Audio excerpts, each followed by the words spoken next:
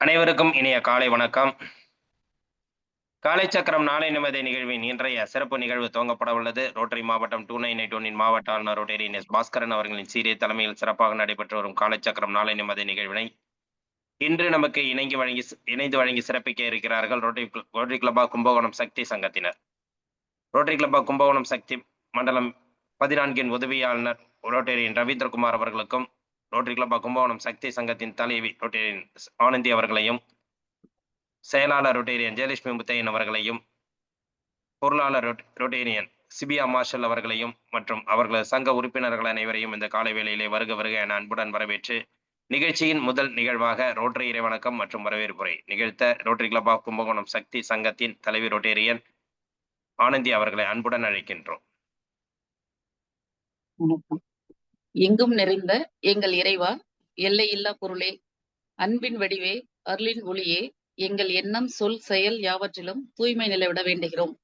உலகில் நட்புணர்வும் நல்லுறவும் அன்பும் அமைதியும் அறமும் தழைத்திட நின்னருள் வேண்டி நிற்கின்றோம். யாதும் ஊரே யாவரும் கேளீர் என்பதை உணர்ந்து மக்கள் தொண்டிலே நாங்கள் நாளும் ஈடுபட எங்களுக்கு வலிமை தருவாய். எல்லோரும் எல்லா வளமும் பெற்று இனிதே வாழ்ந்திட இறையருள் புரிவாய். நன்றி. நன்றி நன்றி மேடம்.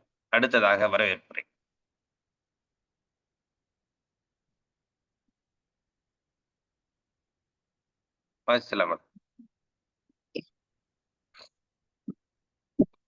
அனைவருக்கும் இனிய காலை வணக்கம்.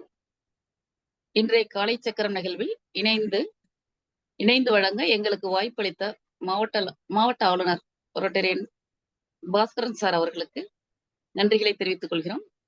தொடர்ந்து இத்திட்டத்தை சிறப்பாக நடத்தி வரும் மாவட்டத்தின் சேர்மன் ரொட்டேரியன் குணபாலன் சார் அவர்களை வாழ்த்துக்களை தெரிவித்துக் கொள்கிறோம். மண்டலம் 14 உதவி ஆளுநர் ரொட்டேரியன் ரவீந்திரகுமார் அவர்களுக்கும் வாழ்த்துக்களை தெரிவித்துக் கொள்கிறோம். எனது செயலாளர் ரொட்டேரியன் ஜெயலட்சுமி முத்தையன் அவர்களையும், பொருளாளர் ரொட்டேரியன் சிபியா மார்ஷல் மற்றும் எங்களது சங்கத்தின் முன்னாள் தலைவர்கள், மண்டல மாவட்ட பொருளாளர்கள், பொறுப்பாளர்கள், உறுப்பினர்கள் அனைவரையும் இந்நிகழ்வில் வரவேற்கிறேன். இன்று பயிற்சி அளிக்க இருக்கும் ஆசான் நல்ல சிவம் ஐயா அவர்களையும், இன்றைய நிகழ்வின் சிறப்பு அழைப்பாளர் முக்கூட்டு சூரணம் பற்றி அருமையாக விளக்கம் அளிக்க இருக்கும் இயற்கை மருத்துவர் அகிலா மேடம் அவர்களையும் வருக வருக என வரவேற்கிறேன். இந்த நிகழ்வில் தொடர்ந்து பயணித்துக் கொண்டிருக்கும் அனைத்து நல்ல உள்ளங்களையும் இன்றைய காலை வேளையில் வருக வருக என்று வரவேற்கிறேன். இந்த நிகழ்வு தொடர்ந்து 1000 நாட்களை தாண்டி சிறப்புடன் நடைபெற அன்புடன் வாழ்த்துகிறோம். இன்று எங்கள் கும்பகோணம் சக்தி ரோட்டரி சங்கம் இந்த நிகழ்வை துவக்கி வைப்பது பெருமை கொள்கிறோம். நன்றி. நன்றி சார். நன்றி நன்றி மேடம். தேங்க்யூ. இன்றைய நிகழ்வில் நமக்கு அற்புதமாக இணைந்து வழங்கி சிறப்பித்து இன்றைய நிகழ்வில் வாழ்த்துறை மற்றும் ரோட்டரி வணக்கம் வாஸ்து நிகழ்ச்சியை துவங்கி வைத்து நிகழ்ச்சியை சிறப்பித்த ரோட்டரி கிளப் ஆஃப் கும்பகோணம் சக்தி சங்கத்தின் தலைவி ரோட்டரியன் ஆனந்தி அவர்களுக்கு நன்றிகளையும் வாழ்த்துக்களையும் தெரிவித்துக் கொள்கிறோம். நன்றி நன்றி மேடம். நிகழ்ச்சியின் அடுத்த நிகழ்வாக இறைவேண்டுதல் அளிக்க ஆசா நல்ல சிவமையா அவர்களை அன்புடன் அழைக்கின்றோம். அனைவருக்கும் இனிய காலை வணக்கம்.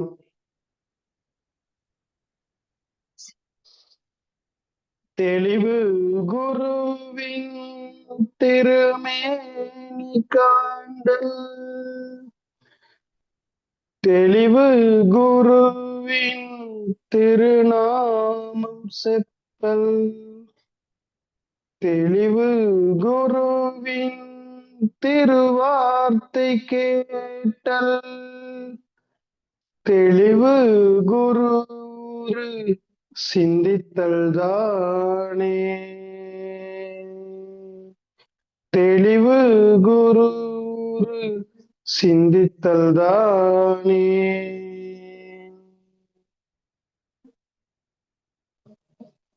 நன்றி ஐயா. அடுத்த நிகழ்வாக அடிப்படை வணக்கம்.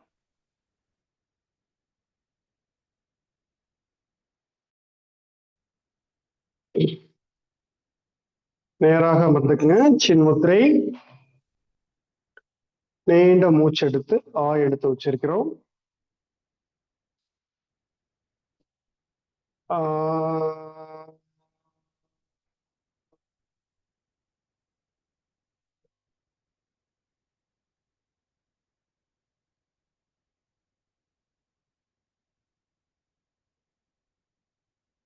சின்மய முத்திரை.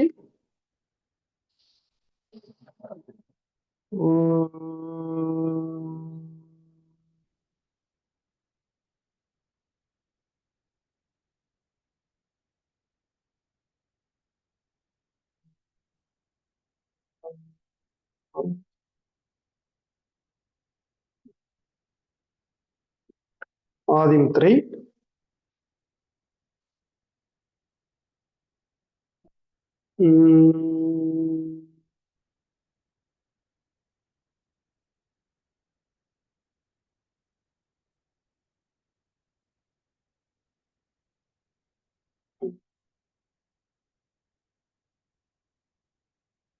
வைகறை துயிலெழு.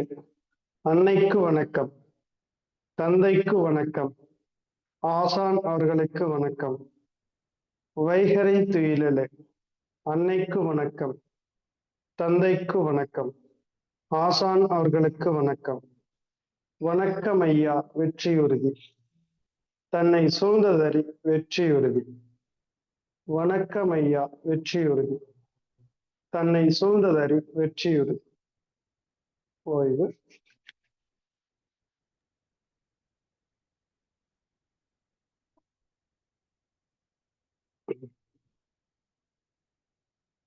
நன்றி, நன்றிங்க ஐயா. நிகழ்ச்சியின் அடுத்த நிகழ்வாக தொடராசன பயிற்சிகள் மற்றும் மூச்சு பயிற்சி. அப்படியே கால்கள் நேரம் ஆயிட்டீங்க. கால்கள் நல்லா இலக்கப்படுத்திக்கிறோம்.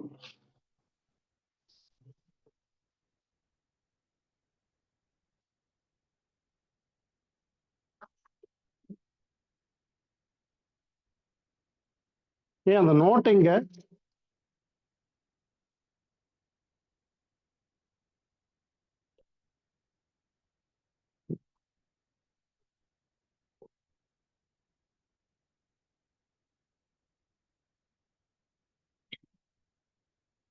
கால் விரல்களை நன்றாக மடக்கிட்டோம். 1 2 3 4 5. அப்படியே வட்டமா சுத்துங்க.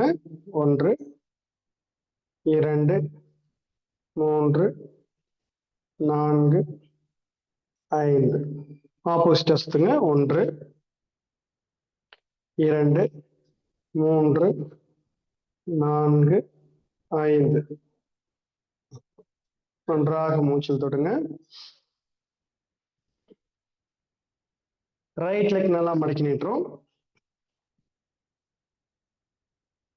அடுத்து left leg, right leg, left leg. நன்றாக மூச்சல் தொடுங்க.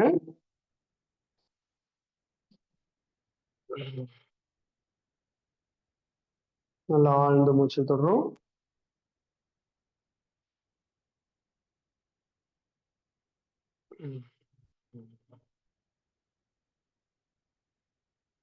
அப்படியே நின்றுங்களுக்கு வந்துடுறோம்.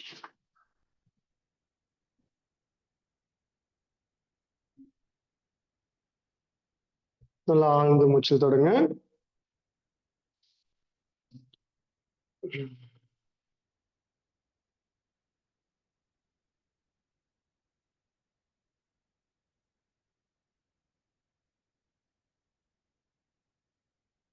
மலை ஆசனம். ஒரு அடி கேப் வச்சுக்கிற காலை.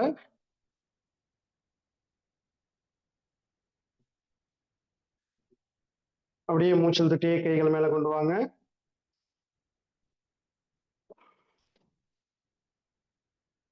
அப்படியே வணக்கம் முத்திரை வச்சுக்கிறோம். காலை வி ஷேப்ல வச்சு அப்படியே அமர்ந்த நிலைக்கு வந்துடும்.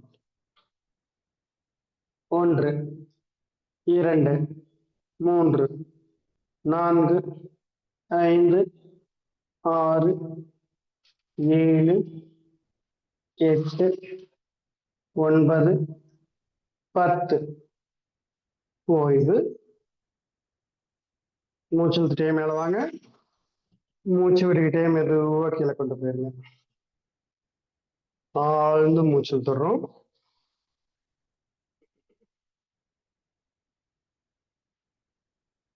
மல ஆசனம். இந்த பயிற்சி செய்யறதுனால நம்முடைய கால்கள் நல்லா வலிமை அடைகிறது, ஜீரண உறுப்புகள் வலிமை அடைகிறது, கர்ப்பப்பை சம்பந்தமான பிரச்சனைகள் தீரும், மலச்சிக்கல் நீங்கும். அடுத்து திரிகோணாசனம். சுவாதிடான சக்கரத்தை இயக்கக்கூடிய பயிற்சி. கால் அகலமா வச்சுக்கிறோம், கைகளை நேரா கொண்டு வந்துடுங்க, நன்றாக மூச்சிலுங்க, மெதுவா மூச்சு விட்டுட்டே right hand right leg touch பண்ணுங்க. 1 2 3 4 5 6 7 8 9 10. ஓய்வு. நேரா வந்துருங்க, மெதுவா மூச்சு விட்டே கீழே கொண்டு வாங்க. ஆழ்ந்த மூச்சு தொடுங்க, மெதுவாக மூச்சு விடுங்க. மீண்டும் கைகள் நேரா கொண்டு வந்துடுறோம். லெஃப்ட் லெக் மெதுவா லெஃப்ட் ஹேண்ட் கொண்டு வந்து லெஃப்ட் லெக்ல டச் பண்ணுங்க. கால் முட்டி 2 நேரா இருக்கணும், கைகள் மேல இருக்கணும். 1 2 3 4 5 6 7 8 9 10. ஓய்வு. மூச்சு விட்டுட்டே மேல வாங்க, மூச்சு விட்டுட்டே கையில கீழே கொண்டு வாங்க. நல்லா ஆழ்ந்து மூச்சு தொடுங்க.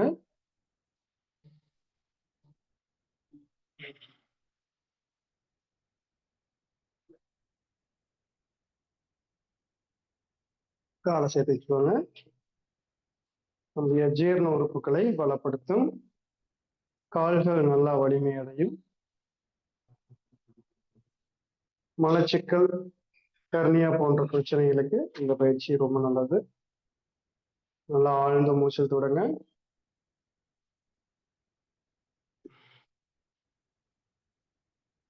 அப்படியே அமர்ந்த நிலைக்கு வந்துடும்.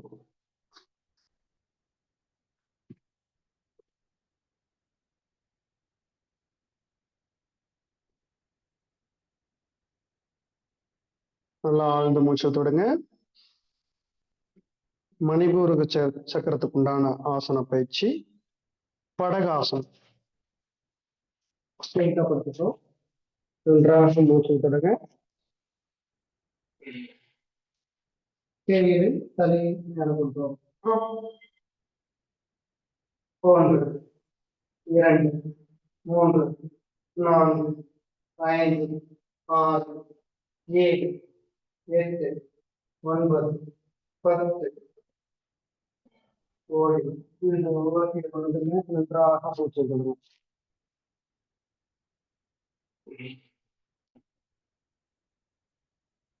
நல்லா ஆழ்ந்த மூச்சு விடுங்க.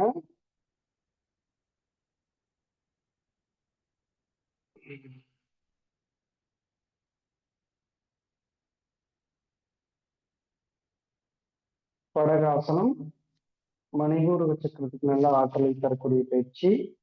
நம்முடைய ஜீரண உறுப்புகள் வலிமையடையும், இடுப்பு பகுதி நல்ல வலிமையடையும், தொந்தி வர்றது குறையும். அடுத்து அநாதர சக்கரத்துக்கு உண்டான பயிற்சி. அப்படியே அமர்ந்து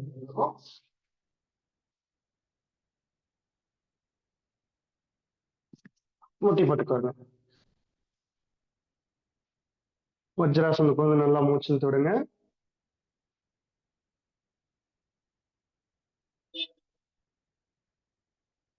ஒட்டகாசனம். காலை ஒரு அடி கேப் வச்சுக்கிறோம், இடைவெளி வச்சுக்கிறோம். இடுப்புல கை வச்சுக்கோங்க. காலை பிடிக்க முடியாதவங்க அப்படியே இடுப்பை பிடிச்சு பேக் பெண்டிங், தலையை நல்லா கழுத்து நல்லா வளைச்சு பின்னாடி கொண்டு வந்துடும். முடிகிறவங்க கால் குதிக்கால் பிடிச்சுக்கலாம். 1 2 3 4 5 6 7 8 9 10 11 12 13 14 15 ஓய்வு. நன்றாக மூச்சுக்கொள்ளுங்க. வஜ்ராசனத்துக்கு வந்து ஆழ்ந்த மூச்சு தரோம்.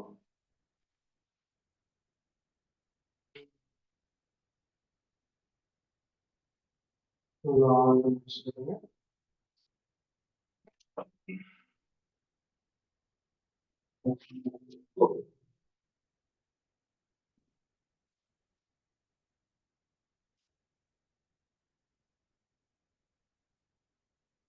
அடுத்து விசுத்தி சக்கரத்துக்குள்ளான பயிற்சி மச்சாசனம். படுத்திருக்கிறோம். கை உச்சந்தலைக்கு பின்னாடி வச்சு நல்ல உச்சந்தலையை கீழே கொண்டே டச் பண்றோம். ஜஸ்ட் மேல வரணும். முழங்கை நல்லா பேலன்ஸ் பண்ணி கை ரெண்டு இணைச்சு வச்சுக்கோங்க.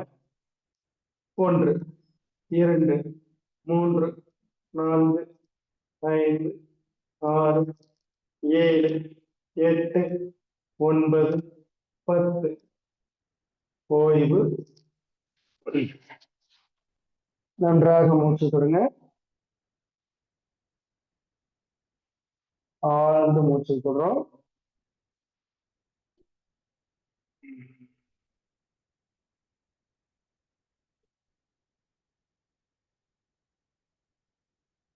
இந்த பயிற்சி தைராய்டு சம்பந்தமான பிரச்சனைகளுக்கு நல்ல மாற்றத்தை தரும்.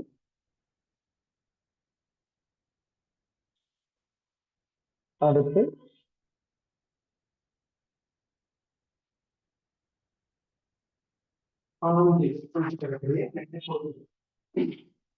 சக்கரத்துக்கு நல்லா பயிற்சி. நன்றாக மூச்சு தொடுங்க.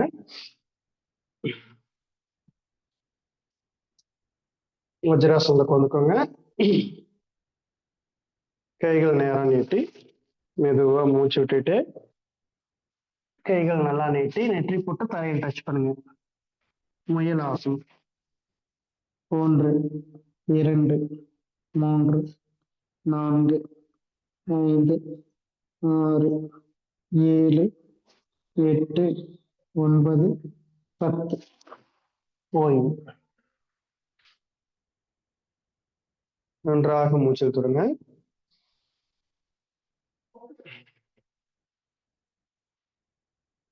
நல்லா ஆழ்ந்த மூச்சு தொடுங்க.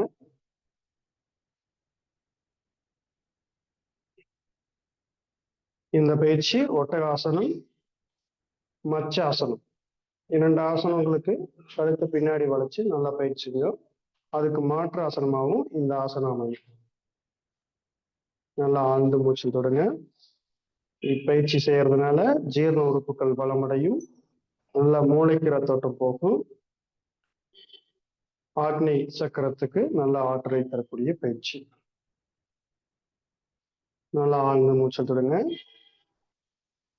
சகசாரம் என்று சொல்லக்கூடிய தலை உச்சி பகுதிக்கு நம்ம ஏகபாதாசனம் செய்யறோம். அப்படி எழுந்திருச்சுக்கோங்க.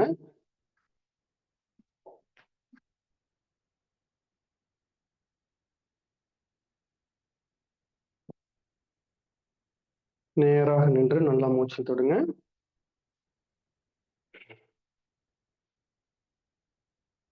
ரைட் லெக் எடுத்து மெதுவா கொண்டு வந்து கையில பிடிச்சு லெஃப்ட் லெக் மேல நல்லா தொடையோட ஒட்டி வைக்கிறோம். கால் பாதம் வந்து நல்லா நேரா கீழே ஒட்டி வச்சிருக்கணும். குதிக்கால் மேலையும் விரல்கள் கீழே பார்த்த மாதிரி நேரா வச்சிருக்கணும். அப்படியே நேரா ஸ்ட்ரெயிட்டா பாருங்க. கைகள் மெதுவா மேல கொண்டு வாங்க. அப்படியே காதோடு சேர்த்து உனக்கு வச்சுக்கணும். 1 2 3 4 5 6 7 8 9 10 11 12 13 14, 15. ஓய்வு. காலை மெதுவா கீழே இருக்குங்க. நன்றாக மூச்சு தொடங்க.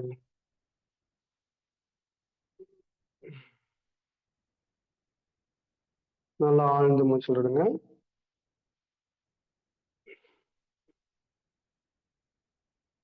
அடுத்து லெஃப்ட் லெக் எடுத்து மேல வைக்கிறோம். கைகள் மெதுவா மேல கொண்டு வாங்க. காதோடு சேர்த்து வச்சிருக்கிறோம். 1, 2, 3, 4, 5, 6, 7, 8, 9, 10. ஓய்வு.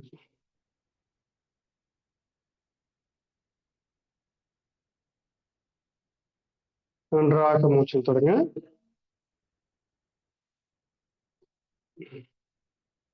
ஆழ்ந்து மூச்சு தொடங்க.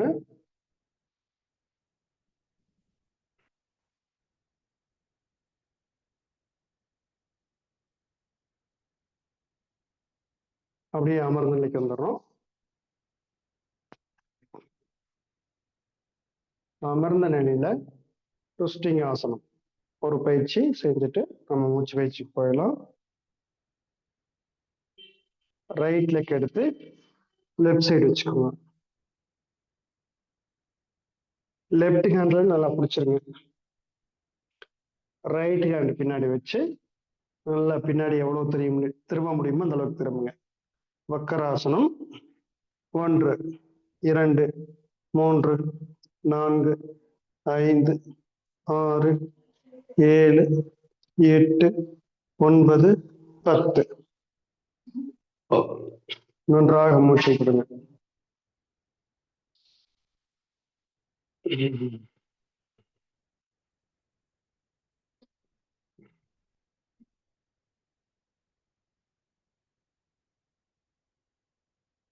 லெஃப்ட் லெக் எடுத்து ரைட் சைடு வைங்க. லெஃப்ட் லெக்க வந்து ரைட் ஹேண்ட்ல நல்லா பிடிச்சிடறோம். லெஃப்ட் ஹேண்ட் பின்னாடி வச்சு நல்லா திரும்புங்க. 1, 2, 3, 4, 5, 6, 7, 8, 9, 10. ஓய்வு. நன்றாக மூச்சு தொடங்க.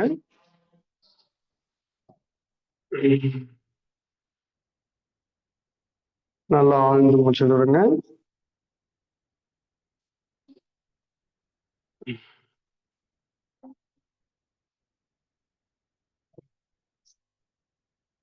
சுகாசனத்துக்கு வந்துருங்க. லெஃப்ட் லெக் ஒட்டி வச்சுக்கிறோம். ரைட் லெக் ஒட்டி வச்சுக்கிறோம். நேராக வந்துக்கிறோம். நல்லா ஆழ்ந்து மூச்சு தொடங்க.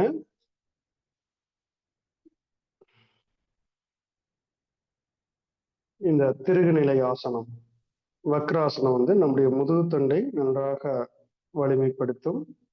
முதுகுத்தண்டை ஒட்டி இருக்கக்கூடிய நரம்பு மண்டலங்களை நன்றாக பலப்படுத்தும். இந்த 7 சக்கரங்கள் கொண்ட ஆசனங்களை செஞ்சாலே முதுகுத்தண்டு பலமடையும். இருந்தாலும் நம்ம வந்து ஆசனங்கள் செய்யும்போது எப்பவுமே வந்து திருகுநிலை வகை ஆசனம் ஒண்ணு கண்டிப்பா இருக்கணும். நேராக அமர்ந்து நல்லா மூச்சு கவனிக்கிறோம்.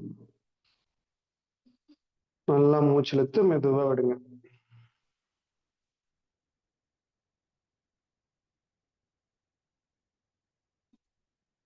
மூச்சு ஓட்டத்தை கவனிங்க. 2 மூக்குலையும் நல்லா மூச்சு போச்சுன்னா நீங்க நாடி சுத்தி பிராணாயாமம் செய்யலாம்.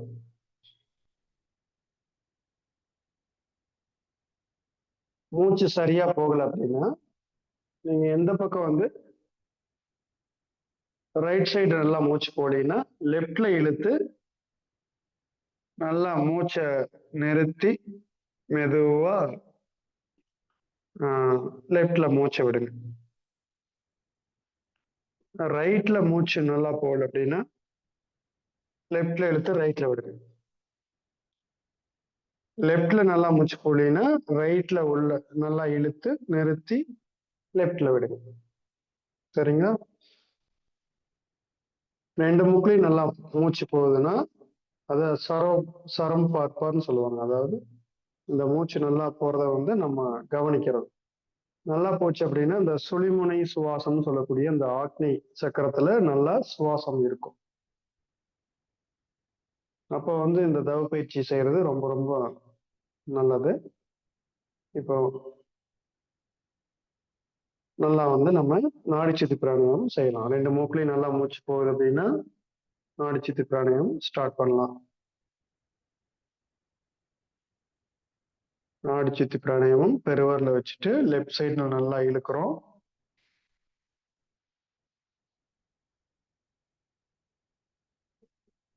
அப்படியே ரைட் சைடு மெதுவா விடுறோம்.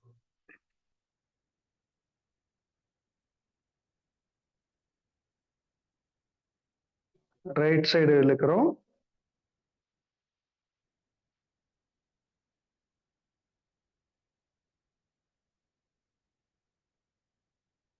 மெதுவா லெஃப்ட் சைடு விடுறோம்.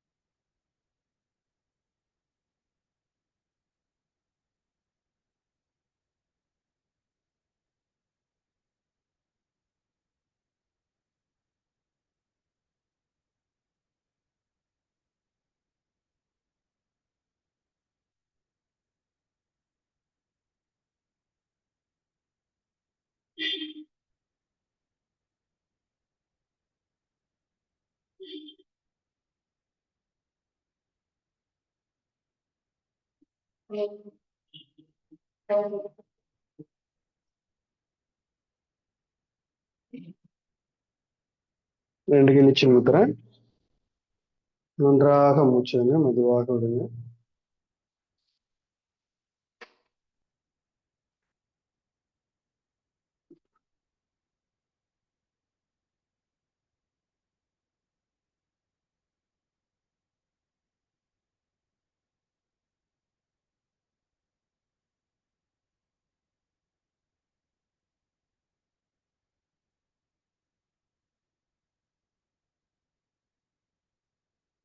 நல்லா ஆழ்ந்து மூச்சு விடுங்க.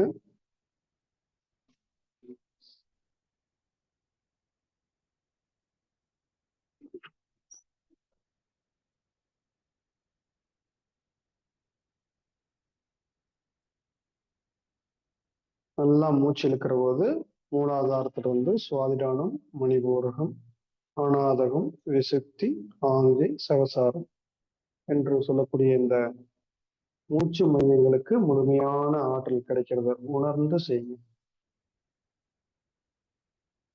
நல்லா ஆழ்ந்த மூச்சிடுங்க.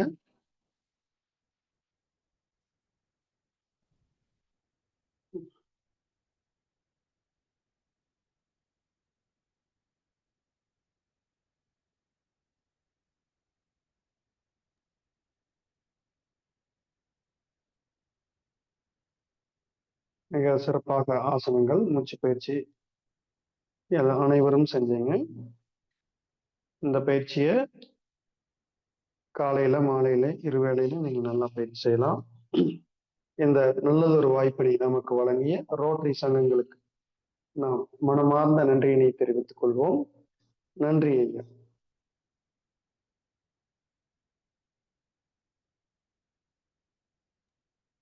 நன்றிங்க ஐயா. இன்றைய வேளையில் அற்புதமாக நமக்கு அனைத்து விதமான ஆசன பயிற்சிகள் மற்றும் மூச்சு பயிற்சிகள் அளித்து சிறப்பித்துக் கொடுத்த ஆசானல்ல சோமையா அவர்களுக்கு அனைவரின் சார்பாக நெஞ்சார்ந்த நன்றிகளையும் வாழ்த்துக்களையும் தெரிவித்துக் கொள்கிறோம். நன்றி நன்றிங்க ஐயா. நன்றிங்க. நிகழ்ச்சியின் அடுத்த நிகழ்வாக ஆக்னி தியானம். ஆக்னி தியானம் நமக்கு வந்து கடந்த 4 நாட்களாக சிறப்பாக நடத்தி வரும் கௌரி நித்யானந்தம் அம்மையார் அவர்கள் இன்றும் நமக்கு அந்த ஆக்னி தியானத்தை வழங்க இருக்கிறார்கள். இன்றைய நிகழ்வில் நமக்கு ஆக்னி தியானத்தை வழங்க கௌரி நித்யானந்தம் அம்மையார் அவர்களை அன்புடன் அழைக்கின்றோம். நன்றி நன்றி ஐயா. கேக்குதுங்களா ஐயா? கேக்குதுமா. அனைவருக்கும் இனிய காலை வணக்கம். நம்ம இப்போது ஆக்னி தியானம் செய்ய இருக்கிறோம்.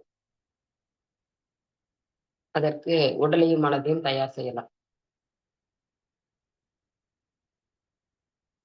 தளர்வாக அமர்ந்து கொள்ளுங்கள்.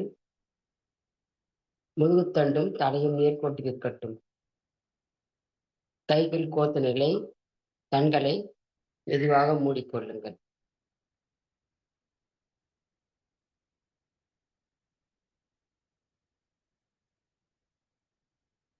நாம் அமர்ந்திருக்கும் இடத்தினை உணருங்கள்.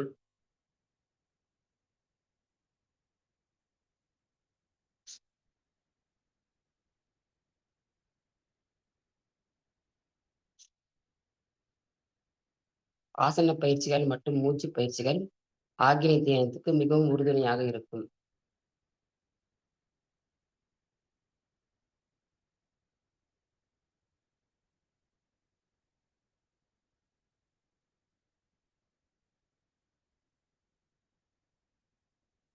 நாம் அமர்ந்துள்ள இடத்தைச் சுற்றிலும் நல்ல தெய்வீக ஆற்றலே நிரம்பினது.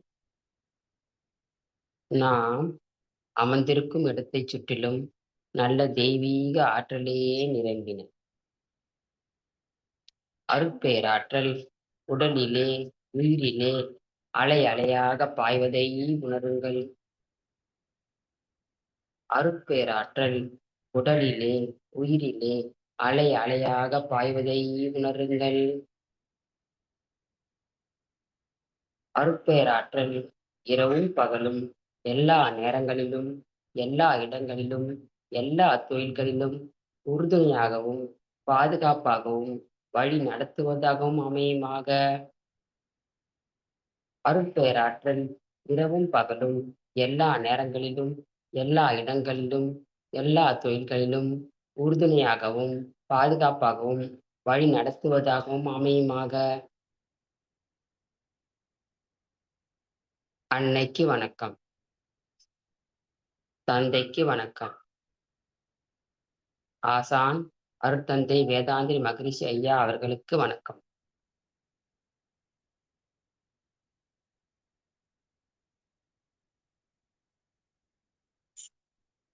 மூலாதாரத்தை உணருங்கள்.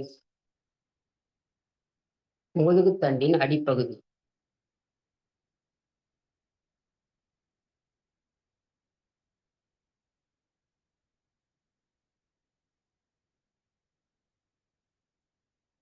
குண்டலினி மகாசக்தி இப்பொழுது எழுச்சி பெற்று முதுகுத்தண்டின் வழியாக இரு புருவ மத்திக்கு வர செய்ய இருக்கிறோம்.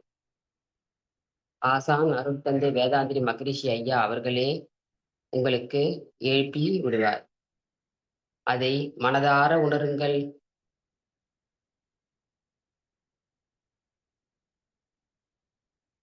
நாம் சொல்ல சொல்ல மூச்சு காற்றின் வழியாக இழுக்கவும். இப்போது முதுகுத்தண்டின் அடிப்பகுதியில் இருந்து மூச்சை இழுத்து கொண்டே புருவ மத்திக்கு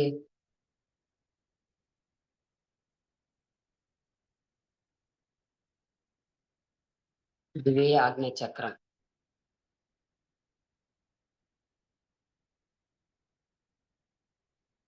இரு புருவ மத்திக்கு இடையே கவனம் இருக்கட்டும்.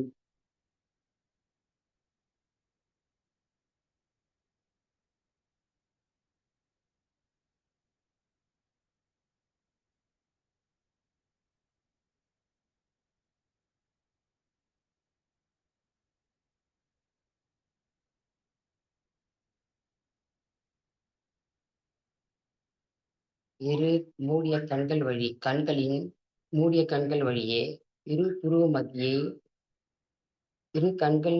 கண்கள் மூடிய கண்கள் வழியே புருவ மத்தியை கவனித்து மனதின் எண்ணங்களை கவனியுங்கள்.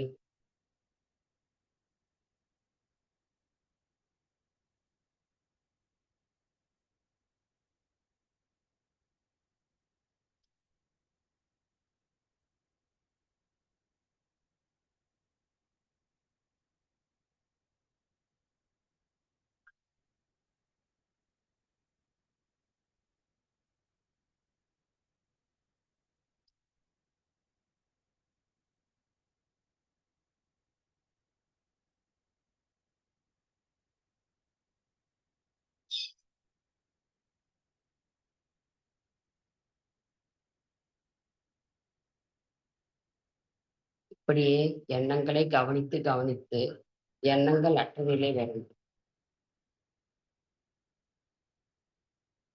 மனம் உள்முகமாக திரும்பும்.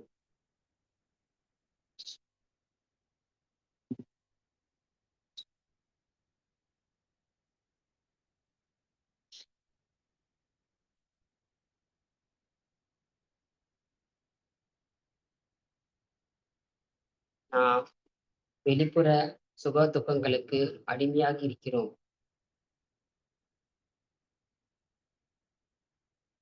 அது நிலையானதல்ல.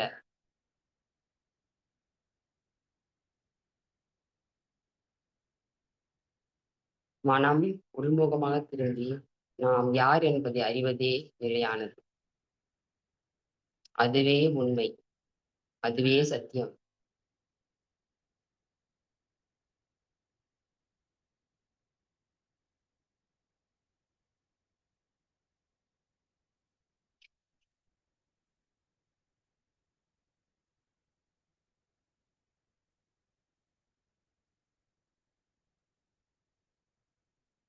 நாம் வெளியிலிருக்கும் சுக துக்கங்களை விடுத்து நாம் உள்ளிருக்கும் கடவுளை காணுங்கள்.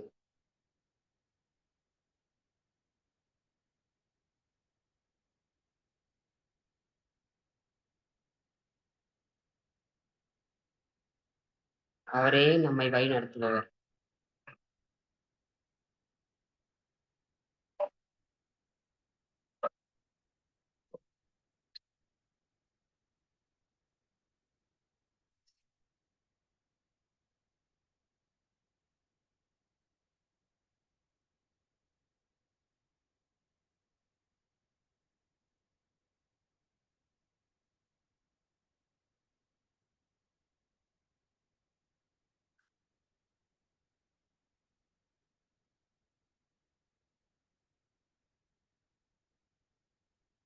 எண்ணங்களுக்கு பதில் சொல்லாமல் அமைதியாக இருந்து உள்முகமாக மனதை திருப்பினால் நிச்சயம் நம் உள்ளிருக்கும் கடவுள் நமக்கு அறிவுறுத்துவார்.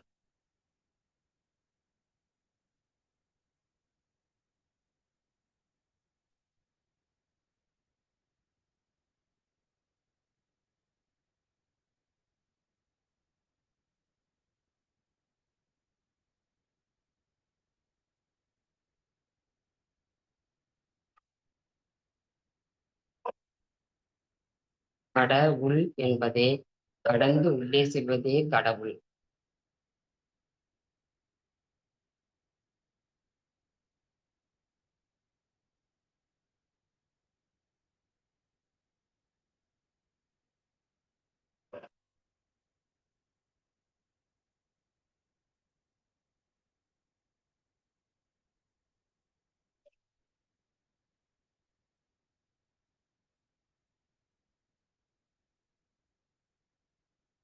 வாழ்க வளமுடன். தாவத்தினை நிறைவு செய்து கொள்ளலாம். வாழ்த்து. முதலில் நம்மை வாழ்த்திக் கொள்ள வேண்டும்.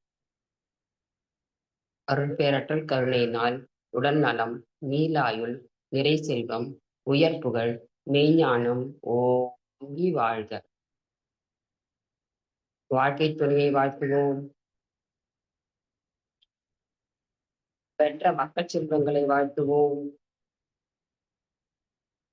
உடன் பிறந்த சகோதர சகோதரிகளை வாழ்த்துவோம். உற்றார் உறவினர்கள் நண்பர்களை வாழ்த்துவோம். இன்னல் புரிவோர் நாம் எதிரிகளாக இருந்தாலும் அவரும் நல்வழிப்பட்டு நல்வழி வாழ வாழ்வாங்கு வாழ்க வாழ்க வளமுடன் என வாழ்த்துவோம்.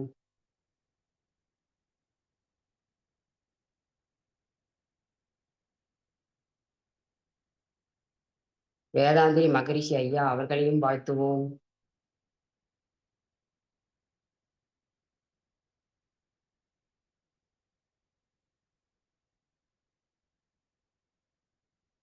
கைகளை பிரித்து பக்கவாட்டில் கொண்டு வந்து மேலே உயர்த்தி முகத்திற்கு நேராக கைகளை பிரித்து கண்களை திறந்து தவ ஆற்றல் உடல் முழுவதும் பரவுமாறு செய்யவும்.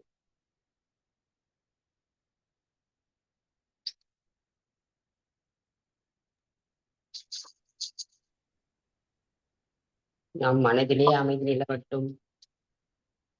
நம்மை சுற்றிலும் அமைதி நிலவட்டும். உலகம் முழுவதும் அமைதி நிலவட்டும். அமைதி அமைதி அமைதி.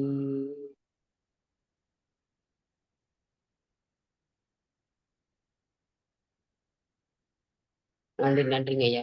இந்த வாய்ப்பினை அளித்த குணபாலன் ஐயாவிற்கும் ரோட்டி சங்கத்திற்கும் மிக்க நன்றிங்க ஐயா. நன்றிங்கம்மா. இன்றைய நிகழ்வில் நமக்கு அற்புதமாக அக்னி தியானத்தை சிறப்பான முறையில் நமக்கு நடத்தி அனைவருக்கும் நல்ல ஒரு தியான முறையை வழிமுறையை ஏற்படுத்தி கொடுத்து சிறப்பித்து கொடுத்த கௌரி நித்யானந்தம் அம்மையார் அவர்களுக்கு அனைவரின் சார்பாக நெஞ்சார்ந்த நன்றிகளையும் வாழ்த்துக்களையும் தெரிவித்துக் கொள்கிறோம். நன்றிங்கம்மா. நன்றி. நிகழ்ச்சியின் அடுத்த நிகழ்வாக நமக்கு பாத்தீங்கன்னா இன்னைக்கு புதன்கிழமை சிறப்பான ஒரு நிகழ்வு. அதாவது எப்படின்னா முக்கூட்டு சூரணம். அதாவது உடல் அளவுல எந்த அளவுக்கு நம்ம அந்த மாற்றத்தை ஏற்படுத்தக்கூடிய பல்வேறு விஷயங்கள் இருந்தாலும் முக்கூட்டு சூரணம் நம்ம உடல்ல எந்த அளவுக்கு ஆரோக்கியத்தை தருது என்ற அற்புதமான விளக்கத்தை அளிக்க காத்துக்கிட்டு இருக்காங்க அகிலா மேடம் அவர்கள். ஒவ்வொரு வாரமும் நம்மள ஒவ்வொரு நிகழ்ச்சியின் மூலமா நம்மள சிறப்பா மெருகேற்றி கொண்டிருக்கும். அதாவது எப்படின்னா வாழ்க்கை முறையில நம்மளோட ஒவ்வொரு உணவு முறைகளும் சரி, வாழ்க்கை முறையும் சரி, இயற்கையை சார்ந்து நாம் எப்படி வாழ வேண்டும் என்பதை தெள்ள தெளிவாக விளக்கி ஒவ்வொருவரையும் புரிதலையும் ஏற்படுத்தி சிறப்பான முறையில் நமக்கு ஒரு கற்பித்தலை கொடுத்து கொண்டிருக்கிறார்கள். நாமும் பின்பற்றி வாழ்க்கையை சிறப்பாக நாமும் அதன் பின்னோடு நகர்ந்து வாழ்ந்து கொண்டிருக்கிறோம். அந்த வகையிலே இன்று முக்கூட்டு சூரணம் பற்றி சிறப்பான விளக்கம்.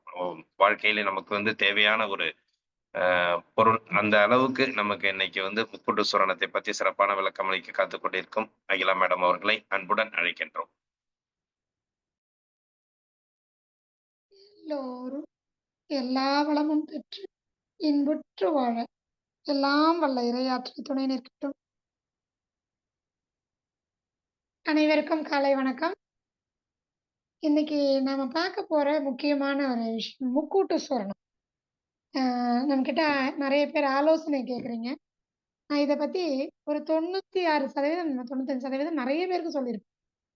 உடல்ல நோய் இருக்கிறவங்களுக்கு, மனதளவில் ஏதாவது தொந்தரவுகள் இருக்கிறவங்களுக்கு, அல்லது ஞாபக சக்தி மாதிரி புத்தி அளவில் அறிவு அளவில் ஏதாவது பிரச்சனை இருக்கிறவங்களுக்கு, இப்படி முழு உடல் ஆரோக்கியம் குறித்து யார் எந்த ஆலோசனை கேட்டாலும் கடந்த ஒரு 10 வருடங்களா நான் இந்த சூரணம் பத்தி சொல்லாம இருக்கவே மாட்டேன்.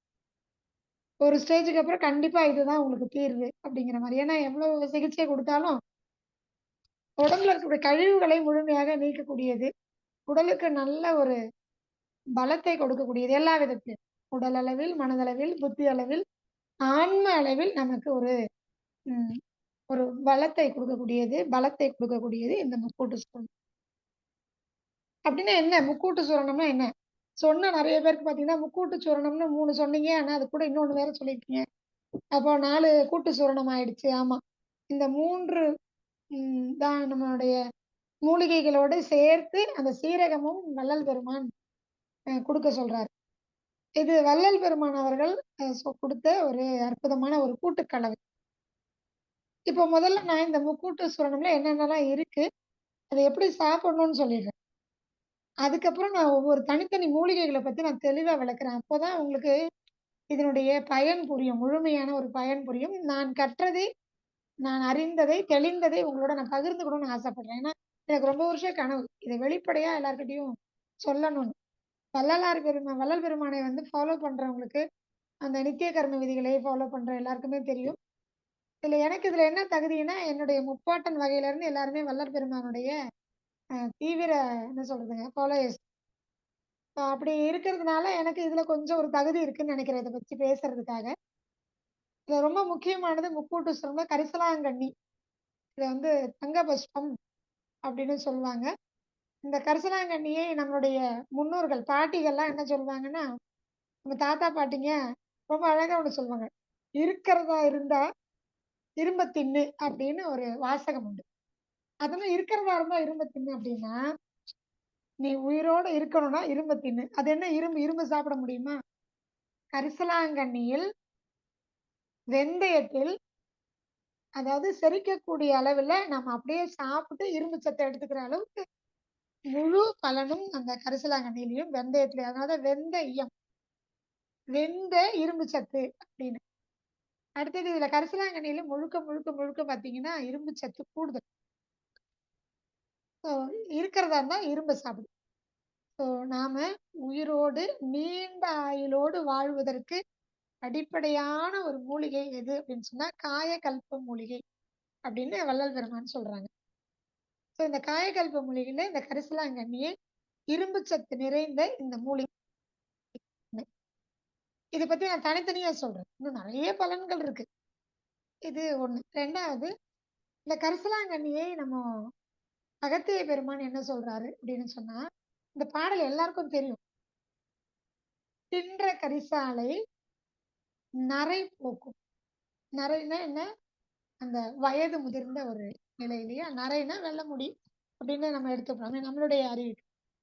திரை திரை அப்படின்னு சொன்னா இந்த வயது முதிர்ந்த ஒரு நிலை, கண் பார்வையில மங்கி அந்த ஒரு நிலை. ஸோ நரையை போக்கும், திரையை போக்கும்.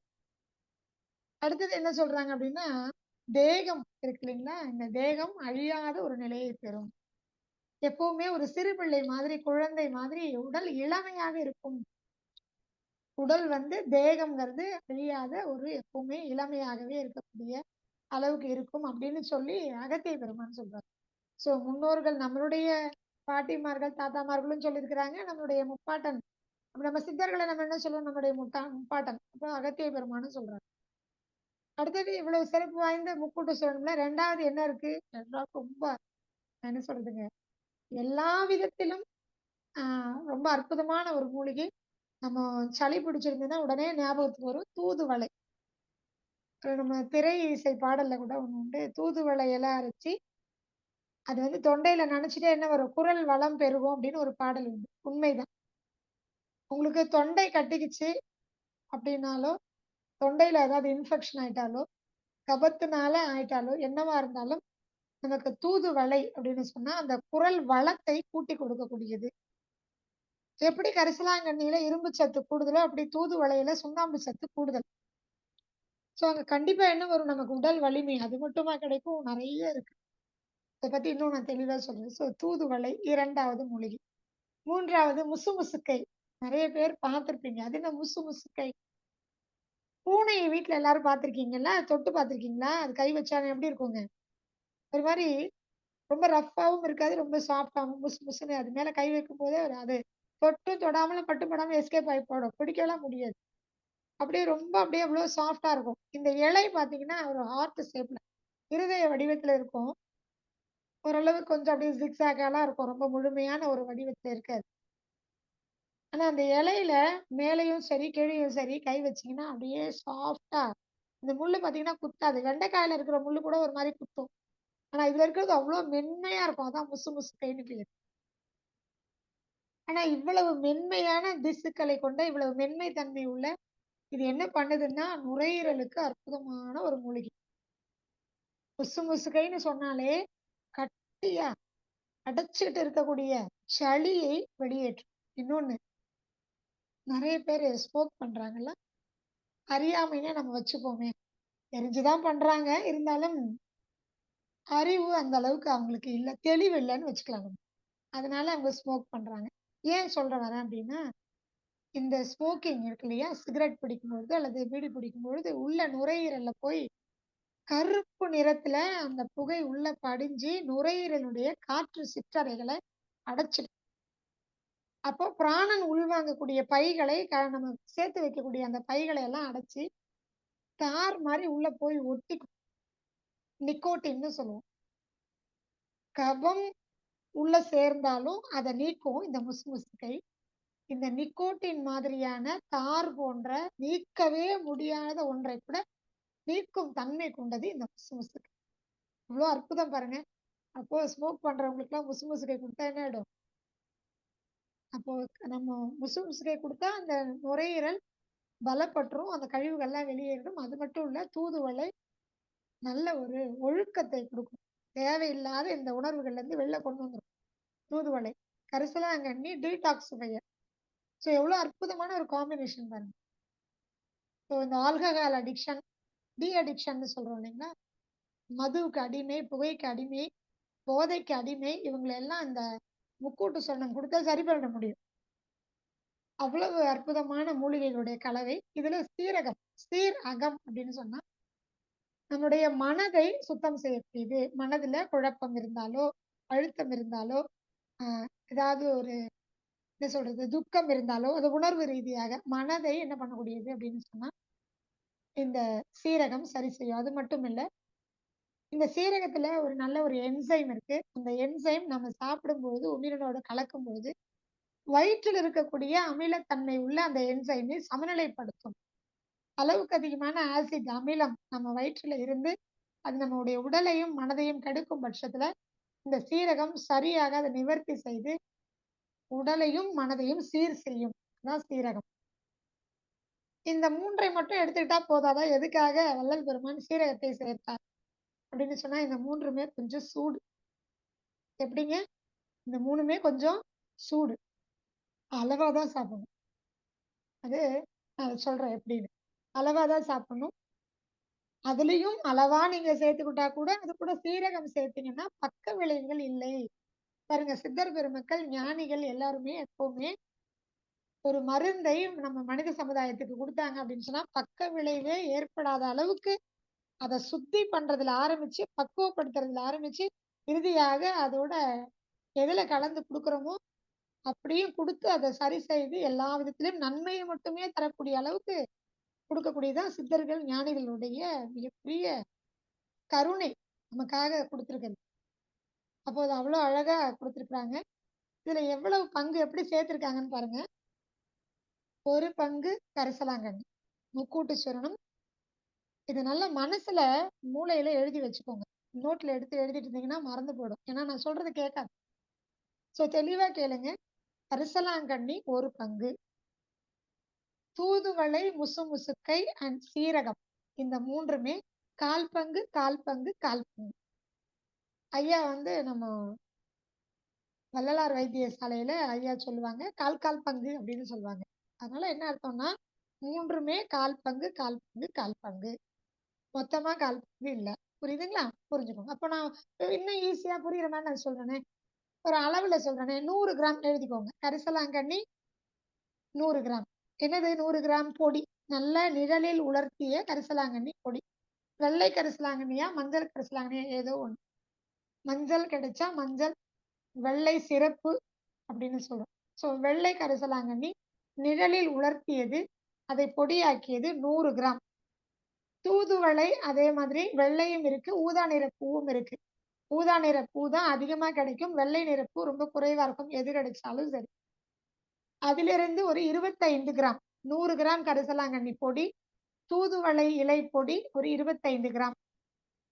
முசுமுசுக்கை இருக்கு இல்லைங்களா? அது வந்து ஒரு முசுமுசுக்கை இலை நிழலில் உலர்த்தி பொடி செய்தது 25 கிராம். இதுல சீரகம் பார்த்தீங்கன்னா, சீரகம் நம்ம அப்படியே கடையில இருந்து வாங்கிட்டு வந்து உடனே நம்ம பொடி பண்ண முடியாது. திப்பி திப்பியா இருக்கும். லைட்டா வெறும் வானச்சட்டியில, இரும்பு வடச்சட்டியில லைட்டா சூடு பண்ணுங்க. எதுக்கு? ஃபுல்லா பவுடர் ஆகறதுக்காக. அவ்வளவுதான். ஃபுல்லா கரிச்சிடக்கூடாது. லைட்டா சூடு பண்ணுங்க. அவ்வளவுதான். இல்ல நல்ல வெயில் இருந்தா வெயில்ல போட்டு நல்லா சுட சுட அத வந்து காய வச்சு அப்படியே உடனே எடுத்து என்ன பண்ணுங்க, பவுடர் பண்ணுங்க. அப்ப ஃபுல்லா பொடி ஆகும். அல்லது நல்ல மைய இடிச்சு இது எல்லாத்தையும் நான் மிக்ஸியில போடுறேன்னு சொல்றதுக்காக தவறா எடுக்க வேண்டாம். வள்ளலார் வைத்தியசாலைகள்ல பார்த்தீங்கன்னா, நல்லா இடிச்சு, அத துணியில சலிச்சு தான் என்ன பண்றாங்கன்னா, பொடி பண்றாங்க. அத வந்து மிக்ஸ் பண்றாங்க அந்த பொடிய. ஸோ நமக்கு நான் வந்து மிக்ஸி தான் இருக்குங்கிறவங்களுக்கும் சொல்லிடுறேன். இப்படி பொடி பண்ணி அத எல்லாத்தையும் அதோட ஒரு 25 கிராம் கலந்துக்கணும். 100 கிராம் கரிசலாங்கண்ணி, 25 கிராம் தூதுவளை, 25 கிராம் முசுமுசுக்கை, 25 கிராம் நம்ம சீரகம் பொடி. சரிங்களா? ஸோ இதுதான் முக்கூட்டு சூரணம். சரி இது எப்படி எடுக்கணும்? இதுதான் ரொம்ப முக்கியம். நித்திய கர்ம விதியில வள்ளல் பெருமான் என்ன சொல்றாரு அப்படின்னு சொன்னீங்கன்னா, இதை வந்து பால்ல எவ்வளவு சொல்றாங்க அப்படின்னா, ஒரு 400 மில்லி அளவுக்கு பால் எடுக்க சொல்றாங்க. பசும் பால். 400 மில்லி அளவு. இந்த 400 மில்ல 5 கிராம் இது எல்லாமே கலந்த இந்த கலவை இருக்கு பார்த்தீங்கன்னா, இது நல்லா ஒரு கண்ணாடி பாட்டில்லயோ, ஒரு எவர் சில்வர் பாட்டில்லயோ போட்டு நல்லா கலந்து மூடி வச்சுக்கோங்க. ஒரு ஃபுல் டீஸ்பூன் 5 கிராம் பிஞ்ச் கிடையாது. 5 கிராம் அளவு. 5 கிராம் அளவுக்கு இந்த கூட்டு கலவை முக்கூட்டு சூரணத்த எடுத்து 400 மில்லி பால்ல போட்டு கொதிக்க விடுங்க. என்ன சொல்றாங்கன்னா, ஒரு கொதி வந்தவுடனே சிம்ல வச்சுருங்க. அது பாதியா சுண்டணுமா. எப்படிங்க? பாதியா சுண்டணும். அப்ப இந்த மூலிகைகள் எல்லாமே அந்த பாலோட கலந்து, இது மூலிகை பாலா மாறிடும். அதுக்கப்புறம் இத என்ன பண்ணலாம் அப்படின்னா, வடிகட்டணும்னு அவசியம் இல்ல. அப்படியே குடிக்கலாம். அதுல வெல்லம் அல்லது நாட்டு சர்க்கரை எது வேணுமோ, நீங்க அத கலந்து அப்படியே குடிக்கலாம். இதுதான் முக்கூட்டு சூரணமும், அதை உண்ணக்கூடிய முறையும். சரி இதுக்கு வந்து பால்ல தான் குடிக்கணுமா? அப்படின்னா, அதாவது அனுமானம்னு சொல்லுவாங்க. எதில் எதை கலந்து குடித்தால் அது நமக்கு பக்க விளைவை ஏற்படுத்தாது. இதான் சித்தர் வாக்கு. எத எதோட கலக்கணும்? இப்ப தேனோட சிலதெல்லாம் கலந்து சாப்பிடுன்னுவாங்க. நெய்யோட சில பொடிகளை, சூரணங்களை கலந்து சாப்பிட சொல்லுவாங்க. சித்த மருத்துவம் அப்படித்தானே? மூலிகை மருத்துவம் அப்படிதான். அது மாரி பாலோடு சிலதலை கலந்து குடிக்க சொல்லுவாங்க. ஏன் அப்படின்னா, ஒருவேளை நம்முடைய உடல் ரொம்ப அளவுக்கு அதிகமான சூடு நிறைந்தது ஏற்கனவே அப்படின்னு சொன்னா, நீங்க என்ன பண்ணலாம்னா, பால்ல கலந்து குடிங்க. ஏன்னா, அளவுக்கு அதிகமான சூடு. இது நான் 3 மூலிகையுமே சூடு. அது கூட சீரகம் கலந்திருக்கும். இருந்தாலும், ஒருவேளை உங்க உடம்பு அளவுக்கு அதிகமான சூடா இருக்கும் பட்சத்துல, நீங்க என்ன பண்ணலாம், பால்ல கலந்து கொதிக்க வச்சு, சுண்ட வச்சு குடிங்க. இல்ல எனக்கு ஓரளவுக்கு குளிர்ச்சி உடம்பு தான். எனக்கு கபம்லாம் நெறைய இருக்கு. டாக்ஸின்ஸ் நெறைய இருக்கு. எனக்கு வந்து ரொம்ப சூடெல்லாம் ஒண்ணும் கிடையாது. மிதமான சூடு தான். அப்படின்னு சொன்னா, நீங்க என்ன பண்ணலாம், தண்ணீர் 400 மில்லி அளவுக்கு எடுத்து, அதுல போட்டு கொதிக்க வச்சு, சுண்ட வச்சு, நீங்க வடிகட்டி குடிக்கலாம். அது அப்படியே நாட்டு சர்க்கரை, வெல்லம் கலந்து குடிக்கலாம். சரிங்களா?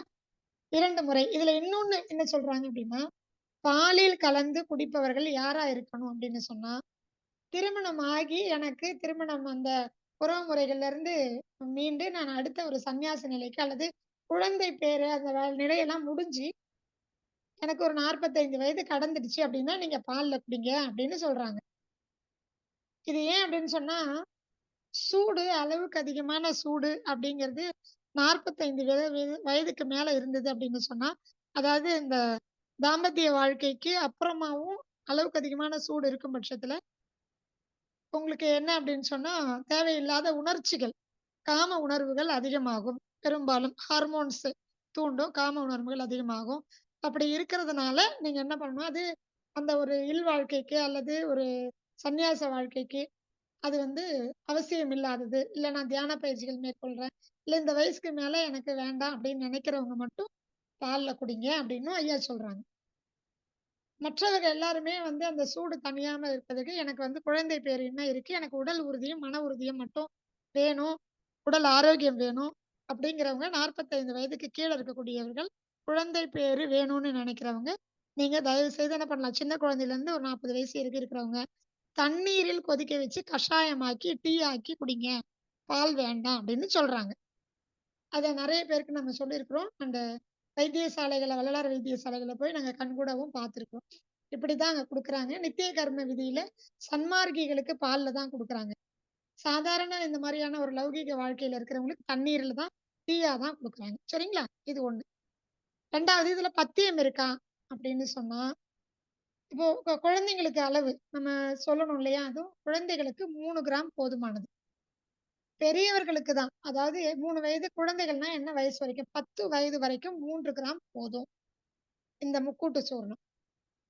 10 வயதுக்கு மேற்பட்டவங்களுக்கு எல்லாருக்குமே நீங்க 5 கிராம் குடுக்கலாம். சரிங்களா? எல்லாருக்கும் தண்ணீயிலே குடுங்க. அதுக்கப்புறம் ஒரு 45 வயசுக்கு மேல இருக்கிறவங்களுக்கு பால்ல குடுக்கலாம். சரிங்களா? சரி.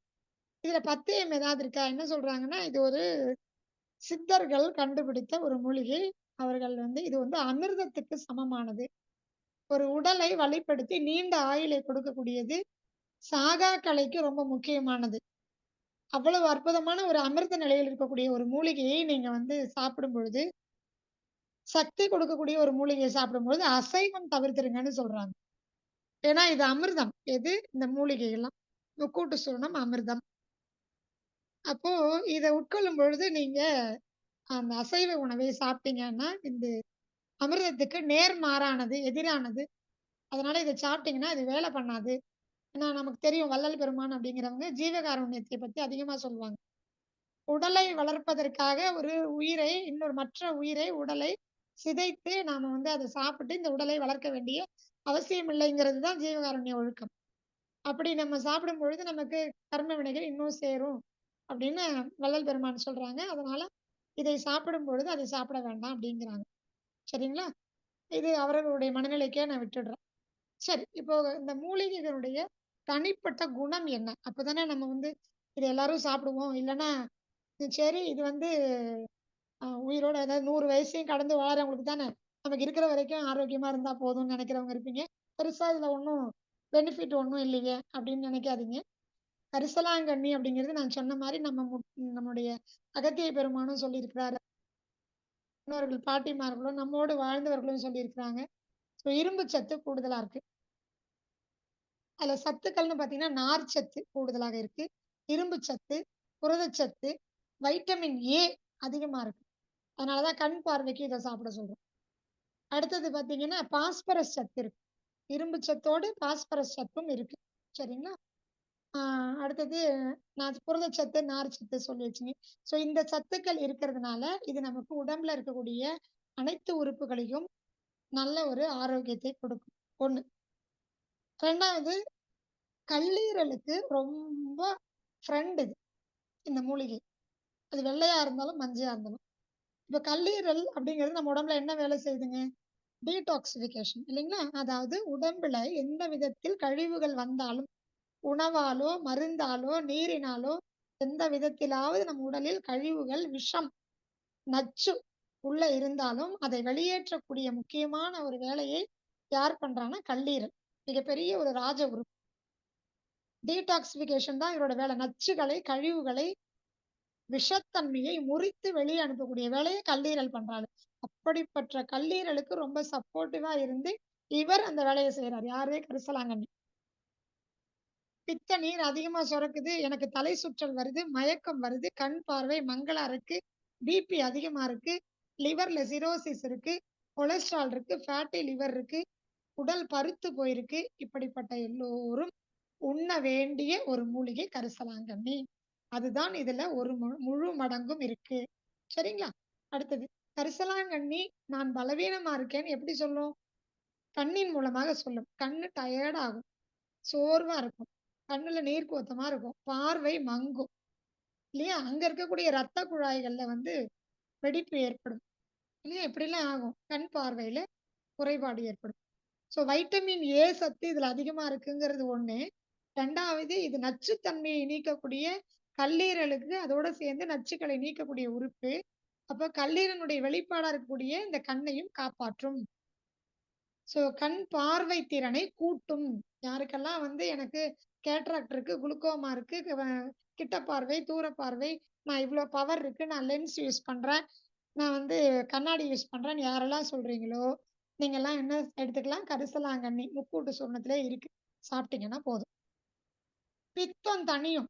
யாருக்கெல்லாம் பித்த நரை தலையில சின்ன வயசுல 10 வயசு பிள்ளைக்கெல்லாம் பார்த்துருக்கேன். நரை முடி வந்திருக்கும். ஸோ நரை முடியெல்லாம் வந்திருக்குது. எனக்கு பித்த வாந்தி காலையில எழுந்த உடனே எனக்கு மஞ்ச கலர்ல முதல்ல எனக்கு வாந்தி வந்துருது. அப்படிங்கிறவங்க சாப்பிடுங்க. கண்டிப்பா இத எடுத்துக்கணும். சில பேருக்கு பார்த்தீங்கன்னா, அந்த பித்தம் கூடப்பட்டு ஒற்றை பக்க தலைவலி மைக்ரேன்னு சொல்லுவோம் வருது. நெறைய பேருக்கு தெரியும். வாந்தி எடுத்தா தான் அது சரியா போகும். பித்தம் அளவுக்கு அதிகமாக கூடி ரத்தத்துல கலந்து அது மூளை நரம்புகளுக்கு ரத்த குழாய்கள்ல வந்து வலியை ஏற்படுத்தும். ஓவர் டென்ஷன், ஸ்ட்ரெஸ், எரிச்சல் இதனால என்ன ஆகும்னா பித்தம் கூடும். பித்தம் கூடுச்சுன்னா ரத்த குழாய் பாதிக்கும். ரத்த குழாய் பாதிச்சதுனாக்க தலைவலி வரும். குறிப்பாக மூளையில ஒரு பக்க தலைவலி. எல்லா பக்கமும் வரும். ஒரு பக்க தலைவலி, மைக்ரேன். வாந்தி எடுத்தா மட்டும்தான் அந்த பித்த நீர் அளவுக்கு அதிகமா இருக்கிறது வெளியில போனாதான் அந்த வலியே சரியா போகும். அனுபவிச்சவங்களுக்கு தெரியும். அப்போ அப்படியே அடிச்சுக்கலாம் போல இருக்கு அப்படின்னு துணியை வச்சு கட்டிப்பாங்க. ரிப்பனை வச்சு கட்டிப்பாங்க. ரொம்ப கஷ்டம். இரிட்டேட் ஆவாங்க, கோவப்படுவாங்க. என்னன்னே தெரியாது. நமக்கு என்ன பண்ணணும்னே தெரியாது. மெடிசனே கிடையாது அது. ஆனா சித்தர்கள் கண்டுபிடிச்சிருக்காங்க கரிசலாங்கண்ணி. போதும்.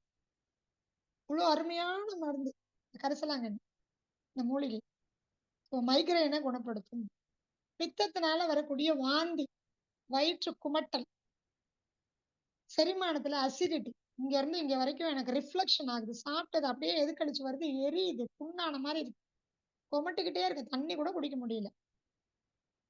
இதெல்லாம் பித்தம் அதிகமாகிறதுனால. நிறைய முடி வருவது. அப்புறம் பாத்தீங்கன்னா நிறைய பேருக்கு வயிற்றுக்குள்ள எப்பவுமே ஒரு சவுண்ட் வந்துகிட்டே இருக்கும். வயிற்று பொறுமல் மாதிரி. பித்தம் அதிகமாகிறதுனாலதான் வருது. இப்படிப்பட்ட பித்தத்தினால வரக்கூடிய தொந்தரவுகள், கண்ணுல வரக்கூடிய தொந்தரவுகள், கல்லீரல் வரக்கூடிய தொந்தரவுகள் இன்னும் ரொம்ப முக்கியம். உடம்புல நச்சுகள் அதிகமா இருந்ததுன்னு சொன்னா தோல்ல நோய்கள் வரும் இல்லைங்களா? தோல் நோய்கள் நிறைய பேருக்கு சொரியாசிஸ் தெரியும். அப்படியே சொரிஞ்சோம்னா அப்படியே கீழே உதிரும். அவங்க உட்கார்ந்து எழுந்து போனாங்கன்னா கால் கடையில அவங்க லைட்டா அவங்களுக்கு தெரியாமலே வெளியில தெரியாம அப்படியே காலை அப்படியே வந்து சொரிவாங்க. துணி மேலேயே வச்சு தேய்ப்பாங்க. அப்படியே உதிர்ந்துரும். அதுல இருந்து நீர் வடியும். இது என்ன? ரத்தம் கெட்டு போச்சு. அவ்வளவு விஷத்தன்மை இருக்கு, நச்சுத்தன்மை இருக்கு. வயித்துல நீங்க ஏதாவது கெமிக்கல் ஃபுட்டோ, ரொம்ப விஷத்தன்மை உள்ள உணவோ, ஏதோ ஒரு நீங்க சாப்பிட்ட உணவு ஃபுட் பாய்சன் ஆயிடுச்சுன்னா, உடனே என்ன பண்ணுவோம்? வாந்தி வெளியில வந்துருமா? ஸோ கல்லீரல் ஆரோக்கியமா இருக்குன்னு அர்த்தம். அதை இன்னும் ஆரோக்கியமா வச்சுக்கணும் காலம் முழுக்கன்னா இன்னைக்கு காலத்து தேவை. ஏன்னா நம்ம சாப்பிடுற பொருள்ல எது விஷம், எது நல்லதுன்னே தெரியாத அளவுக்கு அப்படியே உணவோடு கலந்து வந்துருது. நமக்கு வேற வழி இல்லாம போகுது. எல்லாரும் வீட்டுக்கு ஒருத்தர் இயற்கை விவசாயம் செய்யணும்னு திரும்ப திரும்ப நாங்க சொல்றதுக்கு காரணம் இதுதான். குடிக்கிற தண்ணி, சுவாசிக்கிற காற்று, நம்ம சாப்பிடக்கூடிய எல்லா உணவுகள், இயற்கை உணவு சொல்லணும் சாப்பிடுங்கன்னு சொல்லணும்னாலே பயமா இருக்கு. அந்த அளவுக்கு எல்லாத்துலயும் தோல் மேல இருக்கு, உள்ளுக்குள்ள இருக்குது, இன்ஜெக்ஷனா போடுறாங்க. அதனுடைய வித்து, அதனுடைய விதையிலேயே போடுறாங்க. பூவுலயே மருந்து அடிக்கிறாங்க. எல்லாத்துலயுமே இருக்கு. ஸோ இத சாப்பிடும்பொழுது அளவுக்கு அதிகமா சேரும்பொழுது என்ன ஆகும்? கல்லீரல் அச்சச்சோ! இது அளவுக்கு அதிகமா இருக்கு. அப்படின்னு உடனே என்ன பண்ணும்? பித்த நீரை அதிகப்படுத்தி குமட்டலை என்ன பண்ணும்? ஏற்படுத்தி உடம்புல இருக்கக்கூடிய ரத்தத்துல உடம்புல இருக்கக்கூடிய நீர் எல்லாத்தையும் கொண்டு போய் வயித்துக்குள்ள போட்டு முதல்ல ஒரு வாமிட்ட வெளியில கொண்டு வரும். வாந்தி எடுப்போம். சில பேருக்கு என்ன பண்ணும்னா, இப்ப குழந்தைங்களுக்கு நெறைய பேர் பார்த்துருப்பீங்க. வெளியில போய் ஏதாவது ஒரு செடிகள் பக்கத்துல போய் விளையாடிட்டு வந்தாங்கன்னா, அந்த செடிகளோ அல்லது அங்க இருக்கிற பூச்சிகளோ ஏதாவது விஷப்பூச்சிகள் மேல தீண்டிருச்சுன்னா, உடனே தடிப்பு தடிப்பா உடம்பு ஃபுல்லா பரவிடும். நெறைய பேர் ஃபோட்டோ அனுப்பி கேட்பாங்க. ஸோ தடிச்சு தடிச்சு போயிருக்கும். அதெல்லாம் என்ன அப்படின்னு சொன்னா, நச்சு, விஷம். அதை முறிக்கக்கூடியது கரிசலாங்கண்ணி. ஸோ அப்ப நீங்க தொடர்ந்து இந்த முக்கூட்டு சூரணத்துல எடுத்துட்டு வந்தீங்கனாலே, இந்த நோய்கள்ல இருந்து தப்பிக்க முடியும்னு சொல்றேன். அன்னன்னைக்கு உடம்பு தன்னைத்தானே சரி செய்துக்கொள்ளும். கல்லீரல் ரொம்ப பலமாவே இருக்கும். ஸோ ஏதாவது ஒரு நச்சு பூச்சி ஏதாவது தீண்டிட்டாலும், அந்த விஷம் உடம்பை தாக்காது. கரிசலாங்கண்ணி இருக்கு. உடலை காயகல்பமாக மாத்திரும்.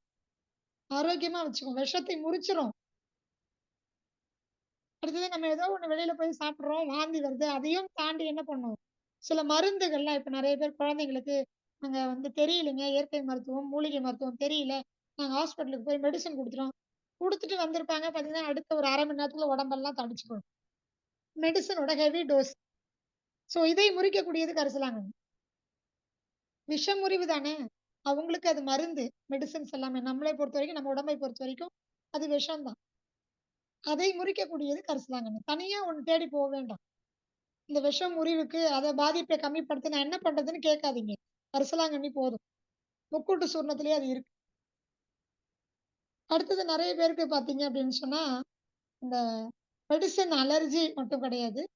ரத்தத்துல அந்த கழிவுகள் கலந்து, கலந்து, கலந்து இப்ப டயபெட்டிஸ் பேஷண்ட் ஆகட்டும், இப்போ நுரையீரல் சம்மந்தப்பட்டவங்களாகட்டும், கல்லீரல் சம்மந்தப்பட்டவங்க, இது ஏதாவது ரத்தத்துல சுத்தம் இல்லன்னு வைங்களேன், அவங்களுக்கு அது வெளியில வர்றதுக்கு ட்ரை பண்ணும். அப்போ ஒரு அரிப்பை ஏற்படுத்தும். உடனே இவங்க சொறிவாங்க. அரிப்புன்னா என்ன? நான் தோலுக்கு அடியில வந்துட்டேன் அப்படின்னு கதவ தட்டுறது. யாரு? அந்த குப்பைகள்லாம் சேர்ந்து. நான் தோலுக்கு அடியில வந்துட்டேன். தோலுக்கு வெளியில வரணும்னா வாச கதவ திறக்கணும். அப்படின்னா என்ன அர்த்தம்? நாம தான் போட்டிருக்கோமே நெறைய சோப்பெல்லாம் போட்டு, உடம்புல இருக்கக்கூடிய வியர்வை சுரப்பிகள் அந்த ஓட்டைகள்லாம் மூடிட்டோம்ல. அதான் கதவு அதெல்லாம் மூடிட்டோம். அது தோலுக்கு அடியில இருந்து என்ன பண்ணும்? தட்டிட்டு இருக்கும். அதான் அரிப்பு. நம்ம என்ன பண்ணுவோம்? சொறிவோம். அதுக்கு பேர் தான் திறக்கிறது. இத புரிஞ்சுக்கிட்டீங்கன்னா உங்களுக்கு புரியும். ஸோ அரிப்புங்கிறது உள்ள தோலுக்கு அடியில இருக்கக்கூடிய விஷத்தன்மை, நச்சுத்தன்மை அல்லது கழிவுகளின் தேக்கம். குப்பை. அது கிருமியாக தான் இருக்கணும்னு அவசியம் இல்ல. குப்பைகளே அரிப்பை ஏற்படுத்தும், சொறியும். நீங்க சொரிஞ்சீங்கன்னா, அந்த கதவ திறந்து விடுற மாரி. அப்ப இது என்ன பண்ணும்? வெளியில வரும். நம்ம என்ன நெனச்சுக்கிறோம், இது ஏன் சொல்றேன்னா, நான் ஒரு தோல் பிரச்சனை உள்ளவங்களுக்கு ஒரு அரிப்புக்கு நான் என்ன சொல்வேன்னா, அம்மா கொஞ்சம் நீங்க என்ன பண்ணுங்க, உள்ளுக்குள்ள ரத்தத்த சுத்தம் பண்றதுக்கு உணவு சாப்பிடுங்க. ஒரு அருகம்புல் ஜூஸ குடிங்க. அப்படின்னு சொல்றோம் அப்படின்னா, அம்மா இது சாப்பிடும்பொழுது தாம்மா அதிகமா வருது. அப்படின்னா என்ன அர்த்தம்னா, ரத்தத்துல இருந்து தோலுக்கு அடியில வந்து, தோல்ல இருந்து தோலுக்கு வெளியில வருதுன்னு அர்த்தம். இத புரிஞ்சுக்கோங்க. அதனால தான் இவ்ளோ விளக்கம் குடுக்குறேன். அப்ப தோல் நோய்க்கு யாரெல்லாம் வந்து மருந்து சாப்பிடுறீங்களோ, அல்லது மூலிகை மருந்து சாப்பிடுறீங்களோ, இயற்கை மருத்துவத்துக்கு வர்றீங்களோ, உங்களுக்கு தோல் நோய் வெளியில வர்றது அதிகமாக இருக்கும். ஏன்னா, ரத்தம் சுத்தமாகும்போது எந்த வழியா வெளியில வரும்? தோல் வழியாக தான் வெளிய வரும். சில பேருக்கு சிறுநீர் வழியா, மலம் வழியா, கபம் வழியா. ஆனால் பெரும்பாலும் இந்த டாக்ஸின்ஸு, இந்த கழிவுகள், இந்த குப்பைகள் என்ன ஆகும்? தோல் வழியா வெளியில வரும். அதுதான் அரிப்பு. அடுத்தது சொரியும் பொழுது அந்த குப்பை வெளியில வரும். அப்போ நீங்க புற்றுமண் போட்டாலும், வாழை இலை குளியல் குடுத்தாலும், நீராவி குளியல் குடுத்தாலும், வேற எத போட்டு தேய்ச்சீங்கனாலும், நீங்க வாசல் கதவ திறந்து விட்டீங்கன்னு அர்த்தம். மொத்த எல்லா ஜன்னல் கதவு எல்லாத்தையும் வேர்வை சுரப்பிகள், ஓட்டைகள் எல்லாத்தையும் திறந்து விட்டீங்கன்னு அர்த்தம். மொத்த உடம்புலயும். அப்ப வெளியில வரதான் செய்யும். அன்னைக்கு பளபளன்னு இருப்பீங்க. அடுத்த 2 நாள்ல மொத்தமா வெளியில வரும். ஐயோ! முன்ன இருந்தத விட அதிகமாயிடுச்சு பயப்படாதீங்க. ஸோ இவ்வளவு பெரிய வேலையை நம்ம உடல் செஞ்சுட்டு இருக்குது. அத பண்றது கல்லீரல். அதுக்கு ரொம்ப அற்புதமா சப்போர்ட் பண்ணக்கூடியவர் யாருன்னு சொன்னா, நம்ம கரிசலாங்கண்ணி. ஸோ தினமும் எடுத்துக்கணுமா வேணாமா? நம்ம சுவாசிக்கிற காத்தின் மூலமா போகுது. குடிக்கிற தண்ணீயின் மூலமா போகுது. தெரியறதில்ல. குளோரின் போட்ட தண்ணி கூட நெறைய பேர் குடிக்க வேண்டியது. அது தண்ணிக்கு நல்லது. நமக்கு நல்லதா? புரியுதா உங்களுக்கு? அப்ப செடிகள்லாம் நமக்கு தெரியாது. எந்த செடிகள்ல விஷச்சந்துகள் இருக்கு, விஷப்பூச்சிகள் இருக்கு. எந்த செடி விஷத்தன்மை உள்ளது, நமக்கு ஒவ்வாமையை ஏற்படுத்தும், நமக்கு தெரியாது. அப்ப ஒவ்வொரு நாளும் நம்ம எதிர்கொள்ளக்கூடியது அப்படின்னு சொன்னா, கல்லீரல் எதிர்கொள்ளக்கூடியது தான். அப்ப கல்லீரல் பதமா இருக்கணுமா வேண்டாமா? ஆரோக்கியமா இருக்கணுமா வேண்டாமா? கல்லீரலுடைய ஆரோக்கியம் தான் முழு மனித உடலின் ஆரோக்கியம். அத காப்பாத்திக்கோங்க. அதுக்கு கரிசலாங்கண்ணி ரொம்ப ரொம்ப ரொம்ப அவசியம். புரியுதுங்களா? அடுத்தது ரொம்ப இன்னும் சொல்லணும் அப்படின்னு சொன்னா, நமக்கு உடல் தேகத்தை அதான் சொன்னது என்ன சொன்னேன்னா, இளமையா வச்சுக்கும். அதாவது சீக்கிரமா நமக்கு நரைமுடி வர்றது, இந்த முதிர்வு வர்றது அப்படின்னு இல்லாம, தோல் தொங்கி போறது. நம்ம ஏற்கனவே சொல்லியிருக்கோம். கல்லீரலினுடைய டைரக்ட் எனர்ஜி யாருக்கு போகுது அப்படின்னு சொன்னா, முதலாவது விஷத்தை முறிக்கும். குப்பைகளை வெளியேற்றும். டீடாக்சிஃபிகேஷன். அது விஷமா இருந்தாலும், குப்பையா இருந்தாலும் எல்லாம் ஒண்ணுதான். அது வெளியில அனுப்பும். 2வது யார பலப்படுத்தும் தெரியுங்களா? தசைகள், தசை நார்களால் ஆன உறுப்புகளை. தசைகளால் ஆன உறுப்பு தான் எல்லாமே நம்ம உடம்புல. எதுங்க? நம்ம நுரையீரலு, நம்மளுடைய அ இருதயம் இல்லைங்களா? அப்புறம் மூளை, அப்புறம் உள்ள இருக்கக்கூடிய மற்ற வயிறு, மண்ணீரல், ம் பெருங்குடல், சிறுகுடல், பான்கிரியாஸு அது பான்கிரியாஸ்னா கணையமு, பித்தப்பை எல்லா உறுப்புகளுமே வந்து தசைகளால் ஆனது. மசில்ஸ் தானே அது. தசை நார்களால் ஆனது. ஒவ்வொரு எலும்பையும் தசை நார்கள் தான் கிரிப்பா புடிச்சிருக்கு. இல்லன்னா துவண்டு கீழ விழுந்துருவீங்க நீங்க. தலையிலிருந்து கால் வரைக்கும் உங்களுடைய எலும்புகளை, எலும்பு கூட்டை, ஸ்கெலிட்டல் சிஸ்டம பிடிச்சு நிறுத்தக்கூடியது தசை நார்கள் தான்.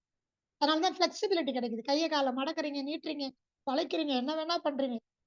சில நேரங்கள்ல கஷ்டம் கூட படுத்துரும். அப்ப தசை நார்களும், தசைகளால் ஆன உறுப்புகளும் இவைகள் எல்லாம் பலமா இருக்கணும்னா, நமக்கு என்ன வேணும்? கல்லீரல் மூலமா தான் சக்தி கிடைக்கணும். அப்ப கல்லீரல் ஆரோக்கியமா இருக்கணுமா வேணாமா? அப்போதான் அதுக்கு பேரு இளமை. ஏன் வந்து அகத்திய பெருமான், "நீங்க நரை, திரை, மூப்பு நீங்கி எப்பவும் இளமையா இருக்க முடியும். சிறுபிள்ளையாவே இருக்க முடியும்னு எப்படி சொன்னாங்க?" அப்படின்னு சொன்னா, நாம நம்முடைய தோலு, நம்மளுடைய தசைகள் எல்லாமே என்ன இருக்கும்னு சொன்னா, அந்த வளைந்து நெளிந்து இருக்கக்கூடிய தன்மை இருக்கும். ஆரோக்கியமா இருக்கும். அப்போ நமக்கு என்ன இருக்கும்? எப்பவுமே இளமையா தான் இருக்கும். முதுமை தன்மைங்கிறது நமக்கு வராது. அப்படின்னு சொல்றாங்க. சரிங்களா? அப்ப கரிசலாங்கண்ணி எவ்வளோ முக்கியம் நமக்கு புரியுதுங்களா? இப்போ இந்த வாரத்துக்கு இது மட்டும் போதும். ஏன்னா திரும்ப அடுத்த மூலிகைகள சொன்னா கன்ஃப்யூஸ் ஆயிடுவீங்க. அது இன்னும் சூப்பர். நம்ம வள்ளல் பெருமான் என்ன சொல்றாருன்னா, கரிசலாங்கண்ணியும் தூதுவளையும் ஒரே கண்ணுல பார்க்கணும். அந்த அளவுக்கு 2ம் ஒண்ணுக்கு ஒண்ணு போட்டி போட்டு நமக்கு ஆரோக்கியத்த குடுக்குதாம். ஸோ இப்போ இன்னைக்கு நம்ம சொல்லியிருக்கிறது கரிசலாங்கண்ணியை பத்தி. இதுல வெள்ளை கரிசலாங்கண்ணி, மஞ்சள் கரிசலாங்கண்ணியில மஞ்சள் கரிசலாங்கண்ணி நெறைய பேரு அந்த இன்னொரு தவறான மூலிகையை பயன்படுத்துறாங்க. இதுல பார்த்தீங்கன்னா, கரப்பாந்தாழைன்னு சொல்லுவாங்க. கிராமத்துல அதுக்கு பேரு பார்த்தீங்கன்னா, எங்க ஊர்லலாம் கரப்பாந்தாழை தான். இன்னும் சில இடங்கள்ல பார்த்தீங்கன்னா, கையாந்தகரைன்னு சொல்லுவாங்க. இந்த மலையடி வாரங்கள்ல நீரோட்டங்கள்ல பார்த்தீங்கன்னா, கையாந்தகரை. இது இன்னொன்னு என்ன சொல்லுவாங்க அப்டின்னா, பிருங்கராஜ் அப்டின்னு சொல்லுவாங்க. இது சமஸ்கிருதத்துல. நெறைய கேள்விப்பட்டிருக்கேன். பிருங்கராஜ்ன்னு சொல்லுவாங்க. பிருங்கராஜம்னு பேரு அது. ஸோ இது வந்து நீர்நிலைகள், தண்ணி நெறைய இருக்கக்கூடிய பகுதியில் தான் வளரும். அதுல அப்ப நீர் சத்து கூடுதல். புரியுதுங்களா? பாஸ்பரஸும், இரும்பு சத்தும் அப்படிதான் கிடைக்குது. எல்லா தாது உப்புக்களும் இருக்குது. ஏன்னு சொன்னா, நீர்நிலைகள். நீங்க வீட்லயே வளர்த்தாலும் தண்ணி நெறைய இருந்தா தான் அது செழிப்பா வளரும். இல்லன்னா குட்டி குட்டியா இருக்கும் இலை. பார்த்துருக்கீங்களா? வளர்த்து பாருங்க தெரியும். தண்ணி நீங்க எவ்வளவு விடுறீங்களோ, அவ்வளவு நல்ல வளமையா இலைகள் பெருசு பெருசா வரும். நீள நீளமா இருந்தா வெள்ளை கரிசலாங்கண்ணி, வெள்ளை பூ பூக்கும். அதுவே வந்து கொஞ்சம் குண்டா, கூர்மையா இருக்காது இலை. இதுதான் வித்தியாசம். பொய் மூலிகைன்னு ஒண்ணு இருக்குங்க. எல்லா மூலிகையிலயும் சித்தர்கள் சொல்றது பொய் மூலிகைன்னு ஒண்ணு இருக்கு. பார்க்கறதுக்கு அப்படியே இருக்கும். ஏமாந்தீங்கன்னா ஏமாத்தலாம். சரிங்களா? இந்த மஞ்சள் கரிசலாங்கண்ணில மட்டும் நெறைய பேர் ஏமாந்துடுறீங்க. அதே மாரி நீளமா, கூர்மையா, பெருசா இலை இருக்கும். லைட் கிரீன் கலர்ல இருக்கும். இது பொய் மூலிகை. இலை கூர்மையா இருக்கும். கிளி பச்சை கலர்ல இருக்கும். ரொம்ப ஹார்டான பச்சையாவே இருக்காது. லைட் பச்சை கலர்ல இலை கூர்மையாக, இலை பெரிதாக இருக்கும். இது பொய் மூலிகை. பூவுமே பெருசா இருக்கும். நல்லா இவ்வளவு பெருசுக்கு இருக்கும். அது பொய் மூலிகை. நெறைய நீர்நிலைகள்ல பார்த்திருப்பீங்க. வீட்ல குரோட்டன்ஸா வளர்க்குறாங்க. அதனால தான் தெளிவா சொல்றேன். சரி, உண்மையான மூலிகை எப்படி இருக்கும்?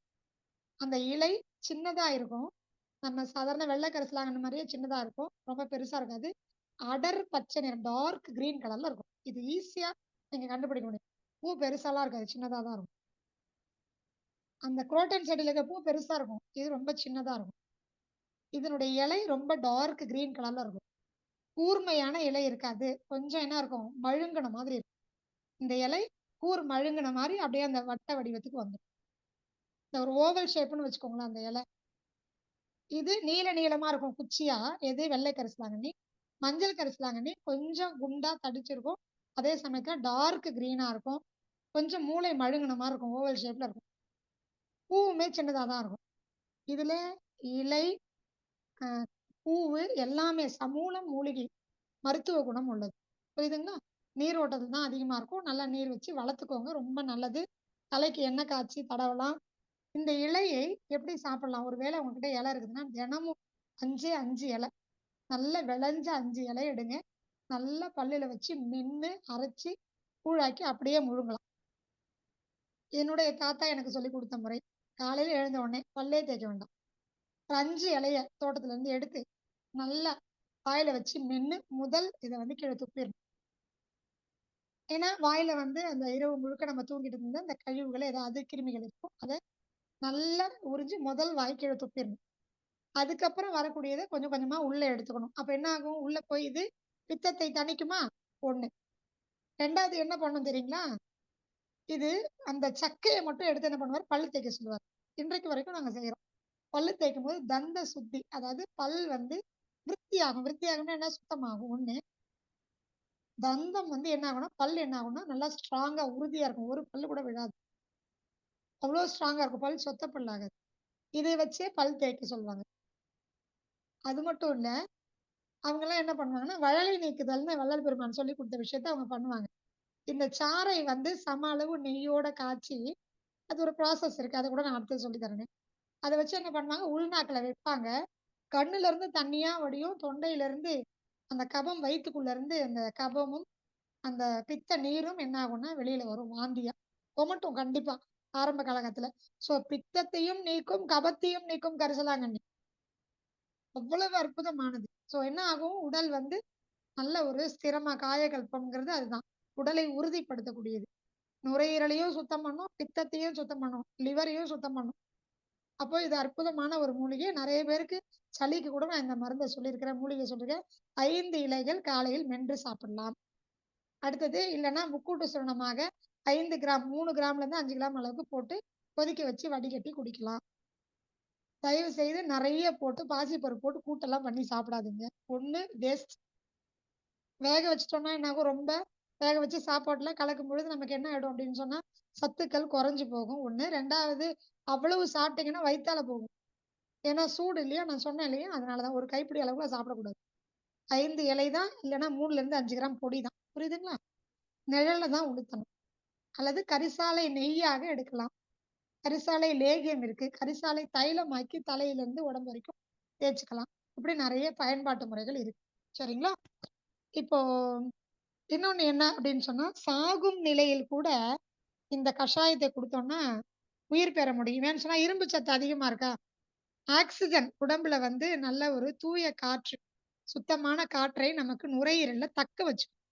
அப்ப என்ன ஆகும் அப்படின்னு சொன்னா, ரத்தம் முழுக்க பரவும் பொழுது நமக்கு ஆட்டோமேட்டிக்காவே உயிர்ப்பு நிலை, உயிருக்கு வந்து தங்கணும் அப்படிங்கிற ஒரு ஆசை கிடைக்கும். நான் ஏற்கனவே சொன்னேன்னா, உடம்பை சூடாவே வச்சுக்கிட்டீங்கன்னா, ஓரளவுக்கு கதகதப்போட வச்சுக்கிங்கன்னா, உடம்பு சுட்டுதுன்னா உயிரோட இருக்கன்னு அர்த்தம். சூடு குறைஞ்சுக்கிட்டே வருதுன்னா, உடம்பை விட்டு உயிர் பிரிய போகுதுன்னு அர்த்தம். ஸோ காயகல்ப மூலிகைன்னு சொன்னதுக்கு இது ஒரு காரணம். இது எப்பவுமே ஒரு கதகதப்பா வச்சுக்கும். உயிரை நிலைநிறுத்தி வைக்கும். அப்ப என்ன ஆகும் ஆட்டோமேட்டிக்காவே நமக்கு அப்படின்னு சொன்னா, பிராணன் அதிகமா இருக்கிறதுனால உயிர் நிலைச்சு நிக்கும். நீண்ட ஆயுளோடு வாழ முடியும். சாகா கலைக்கு அற்புதமான ஒரு அடிப்படை மூலிகை அப்படின்னு வள்ளல் பெருமான் சொல்றாங்க. சரிங்களா? அண்ட் ரத்த சோகை. ஏன்னா இரும்பு சத்து இருக்கு இல்லையா? அப்போ அனீமியா யாருக்கெல்லாம் இப்போ நெறைய பெண்களுக்கு நான் கர்ப்பமான பெண்களுக்கு நெறைய பேருக்கு ஆலோசனை சொல்லியிருப்பேன். கரிசலாங்கண்ணி பொடியை ஒரு 3 கிராம் அளவுக்கு எடுத்து தேன்ல குழச்சு சாப்பிடுங்கன்னு சொல்லியிருப்பேன். யாருக்கு? அனீமிக்கா இருக்கிறவங்களுக்கு. எனக்கு டெலிவரி நாள் நெருங்க போகுது. இன்னும் 1 மாசம் தான் இருக்கு. 7 கிராம் தான் இருக்கு. டெலிவரியில நெறைய ப்ளீடிங் ஆகும்ன்னு சொல்றாங்க. பயப்படாதீங்க. இல்ல சின்ன குழந்தைங்க ரொம்ப டயர்டாவே இருக்காங்க. ரொம்ப சோர்வாவே இருக்காங்க.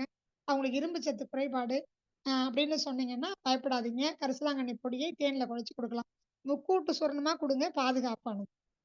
டீ மாதிரி குடிக்கலாம். தினமும் காலைல எழுந்து இது டீ மாரி குடிக்கலாம். வெறும் வயித்துல சாப்பிடறதுக்கு முன்னாடி எடுத்தீங்கன்னா ரொம்ப ரொம்ப ரொம்ப சிறப்பு. சன்மார்க்கிகள், நித்திய கர்ம விதியை பின்பற்றக்கூடியவங்க, வள்ளல் பெருமானுடைய வழி வரக்கூடியவங்க எல்லாருமே இதை காலை உணவாகவே எடுத்துக்கிறாங்க. இப்ப நாங்கலாம் காலை உணவு பார்த்தீங்கன்னா, அ இப்போ சம்மருக்கு அப்படிங்கிறதுனால நாங்க கொஞ்சம் பழைய சோறு, தண்ணி எல்லாம் எடுக்கிறோம். அதற்கு முன்னாடி வரைக்கும் எங்களுடைய உணவு இந்த 3 மாதம் தான் இது இல்ல. சாப்பிட்டதுக்கு அப்புறம் இடையிலலாம் எடுக்கிறோம். பட் காலை உணவே 12 மணி வரைக்கும் இது மட்டும் தான். 400 மில்லி, 200 மில்லிய சுண்ட வச்சு குடிச்சு பாருங்களேன். பசியே எடுக்காது. ஏன்னா எல்லா சத்துக்களும் இருக்கே. தாது உப்புகள் இருக்கு, இரும்பு சத்து இருக்கு, புரதச்சத்து இருக்கு, நார்ச்சத்து இருக்கு, வைட்டமின் ஏ இருக்கு. இல்லைங்களா? பாஸ்பரஸ் இருக்கு. எல்லாமே இருக்கு. அதனால அவ்வளவு அற்புதமானது. கரிசலாங்கண்ணி மட்டுமே இவ்வளவு நல்ல பலன்களை தரக்கூடியது. சரிங்களா? அடுத்தது இத பெண்களுக்கு நல்ல உடல் உறுதியையும், நல்ல ஒரு புத்தி தெளிவையும், மன ஒற்றுமையும், மன ஒழுக்கத்தையும் கொடுக்கக்கூடியது. இந்த கரிசலாங்கண்ணி. அதனால இதுக்கு பேர் என்னன்னா, சிங்கவள்ளின்னு பேரு. இது பேர் என்னங்க? சிங்கவள்ளி. இது ஒரு பத்திரிகையில தான் நான் படிச்சு தெரிஞ்சுக்கிட்டேன். சித்தர்கள் வந்து அதோடைய பேரு சிங்கவள்ளி. சிங்கவள்ளின்னா என்ன அர்த்தம்னா, பெண் சிங்கம். அந்த அளவுக்கு மன உறுதி, உடல் வலிமையை பெண்களுக்கு பிரத்யேகமாக குடுக்குது. ஏன்னா கர்ப்பப்பைன்னு ஒண்ணு இருக்கு இல்லையா? அது கல்லீரல் மூலமா முழுமையாக சக்தி பெறக்கூடியது. ஸோ கல்லீரல் சம்பந்தப்பட்ட அனைத்து நோய்களையும் தீர்க்கும். ஸோ பெண்களுக்கு உடல் வலிமைன்னா அதுதானே. ஸோ கர்ப்பமான பெண்களுக்காகட்டும், கர்ப்பம் தரிக்க இருக்கக்கூடியவங்களாகட்டும், சாதாரண பெண்களுக்காகட்டும், நார்மலாவே பெண்களுக்கு தேவையான உடல் உறுதியையும், மன தெளிவையும், குழப்பமில்லாத ஒரு நிலையும், நல்ல ஒரு ஆளுமை திறனையும் கொடுக்கக்கூடியது. அவர்களுக்கு நீண்ட ஆயுளை கொடுக்கக்கூடியது. எல்லாருக்குமே அதுதான். இருந்தாலும் அது வந்து சிங்கவள்ளி அப்படின்னு சொன்னதுக்காக சொல்றேன். அதாவது சிங்கம் வந்து பெண் சிங்கம் வேட்டையாடக்கூடிய குணம் உள்ளது. அப்போ அதே மாதிரி தான். அதனால தான் வள்ளல் பெருமான், சித்தர் பெருமக்கள் வந்து என்ன சொல்றாங்கன்னா, சிங்கவள்ளி அப்படின்னு சொல்றாங்க. ஸோ பெண்களுக்கு என்னன்னா நெறைய வேலை பளு இருக்கு. இல்லையா? உடல் அளவுல அவங்க செய்யறதுனால நெறைய வேலை இருக்கு அவங்களுக்கு. ஆ அடுத்த ஒரு ஜெனரேஷனை வந்து உற்பத்தி பண்ணக்கூடியது மட்டும் இல்லாமல், அவங்களுக்கு குடும்பத்தை ஒரு கட்டுக்கோப்பா, ஒரு ஒழுக்கத்தோட நிலைநாட்டி கொண்டு போய் சமுதாயத்துக்கிட்ட ஒப்படைக்கக்கூடிய மிகப்பெரிய பொறுப்பு இருக்கு. அவங்களுக்கு மன தெளிவு வேணும். உடல் வலிமை வேணும். அதற்காக இத வந்து பெண்களுக்கு பிரத்யேகமா இத சொல்றாரு. அதனால சிங்கவள்ளி உணவில் சேர்க்கணும். எந்த விதத்திலாவது உணவில் பெண்கள் சேர்த்துக்கணும். அப்படின்னு பிரத்யேகமா சொல்றாரு. சரிங்களா? அதனால இத நீங்க எடுத்துக்கிறது ரொம்ப சிறப்பு. அடுத்த வாரம் நம்ம இதுல வந்து அடுத்த மூலிகையை பத்தி பேசுவோம். அதாவது தூதுவளை. அற்புதமான மூலிகை. இத பத்தி நெறைய பேசிக்கிட்டே இருக்கலாம். கரிசலாங்கண்ணியிலயும் நெறைய இருக்கு. இப்ப இன்னைக்கு சொன்ன விஷயங்கள்ல உங்களுக்கு ஏதாவது சந்தேகம் இருக்கு அப்படின்னா, எனக்கு நீங்க வாட்ஸ்அப்ல வாய்ஸ் மெசேஜா கொடுங்க. குரூப்ல. ஏன்னு சொன்னா, நான் கொஞ்சம் ஒரு இடத்துக்கு முக்கியமா வேண்டியிருக்கு. அதனால தான் இன்னைக்கு நான் முடிச்சுக்கிறேன். அடுத்த வாரம் மூலிகை, அதுக்கு அடுத்த வாரம்ல 3 முக்கூட்டு சொன்னமே ஃபுல்லா முடிச்சிடுறேன். இன்னும் ஒரு 3, 4 பகுதி இருக்கு. முடிச்சதுக்கு அப்புறமா கூட எல்லாத்தையும் எழுதி வச்சுட்டு தெளிவா கேட்கலாம். அப்படி இல்லன்னா, எனக்கு இப்பவே கேட்கணும்னு நினைச்சீங்கன்னா, குரூப்ல போடுங்க. நான் கண்டிப்பா ஆன்சர் பண்றேன். ஏன்னா டிராவல் தான் பண்ண போறேன். ஒரு 4 ஹவர்ஸ் நான் கண்டிப்பா ஆன்சர் பண்றேன். சரிங்களா? மன்னிக்கணும் சிரமத்துக்கு. அவசர வேலை அதனால தான். சரிங்களா? இன்னைக்கு நான் இதோட முடிச்சுக்கிறேன். நன்றி. நன்றி, நன்றிங்கம்மா. சிறப்பு, சந்தோஷம். முக்கூட்டு சூரணம்னா இப்ப வந்து பாத்தீங்கன்னாக்கா, உங்களால நெறைய பேர் பயனடைஞ்சுட்டு இருக்காங்கன்னு ஃபர்ஸ்ட் சொல்லலாம். ஏன்னா, நீங்க வந்து இப்ப நிகழ்ச்சியில நடத்திட்டு இருக்கக்குள்ளயே முக்கூட்டு சூரணத்த வந்து நம்ம கவிதா அம்மா வந்து அடுப்படியிலேருந்து எடுத்து காட்டுறாங்க. அதாவது அஞ்சறை பெட்டி இருக்கிற இடத்துல இப்ப முக்கூட்டு சூரணமும் இருக்குது அப்படிங்கிறது நினைக்கக்குள்ள ரொம்ப சந்தோஷமா இருக்கு. அந்த அளவுக்கு ஒரு விழிப்புணர்வை நீங்க வந்து ஏற்படுத்தியிருக்கீங்க. அதாவது கிட்டத்தட்ட ஒரு 10 வருடங்களுக்கு மேலாக நீங்க சொல்ற விஷயங்கள்ல முக்கூட்டு சூரணம் கண்டிப்பா வந்து எல்லாரும் பயன்படுத்தணுங்கிறத வந்து சொல்லியிருக்கீங்க. கண்டிப்பா வந்து அவங்க ஃபாலோ பண்ணவங்களும் எல்லாருமே அத ஃபாலோ பண்ணி அதனுடைய தெளிவுகள வந்து இன்னைக்கு வந்து நம்ம காலச்சக்கர நிகழ்வுல வந்து சிறப்பா சொல்லியிருக்கீங்க. வாழ்த்துக்கள்.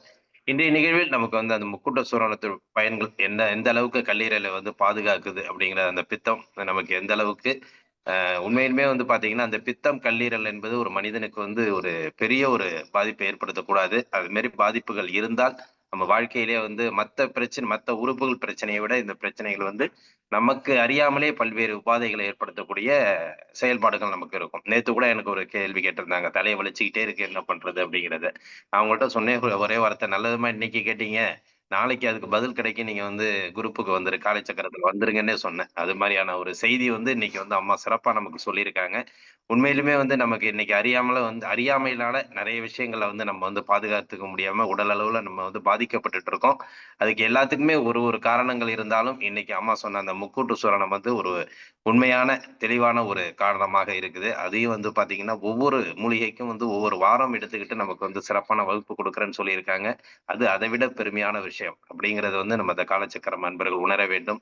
இதுல இன்னும் பெருமையான விஷயம் என்னன்னா, கிட்டத்தட்ட இன்னைக்கு 97 நபர்கள் வந்து கலந்துகிட்டு சிறப்பிச்சிருக்காங்க. ரொம்ப சந்தோஷமான விஷயம்.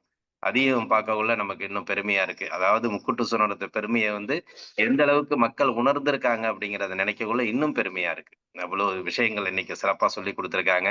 உண்மையிலுமே வந்து முக்கூட்டு சூரணத்தோட செயல்பாடுகள் அம்மா சொன்ன மாரி நீங்க எந்த அளவுக்கு பயன்படுத்திக்கிட்டாலும், அவங்க சொன்ன மாரி இன்னைக்கு எந்தவித சந்தேகங்கள் இருந்தாலும் நீங்க குரூப்ல அவங்கள்ட்ட கேட்டு தெரிஞ்சுக்கிங்க. கண்டிப்பா அதுக்கு உண்டான பதில கண்டிப்பா குடுப்பாங்க. வாழ்த்துக்கள்.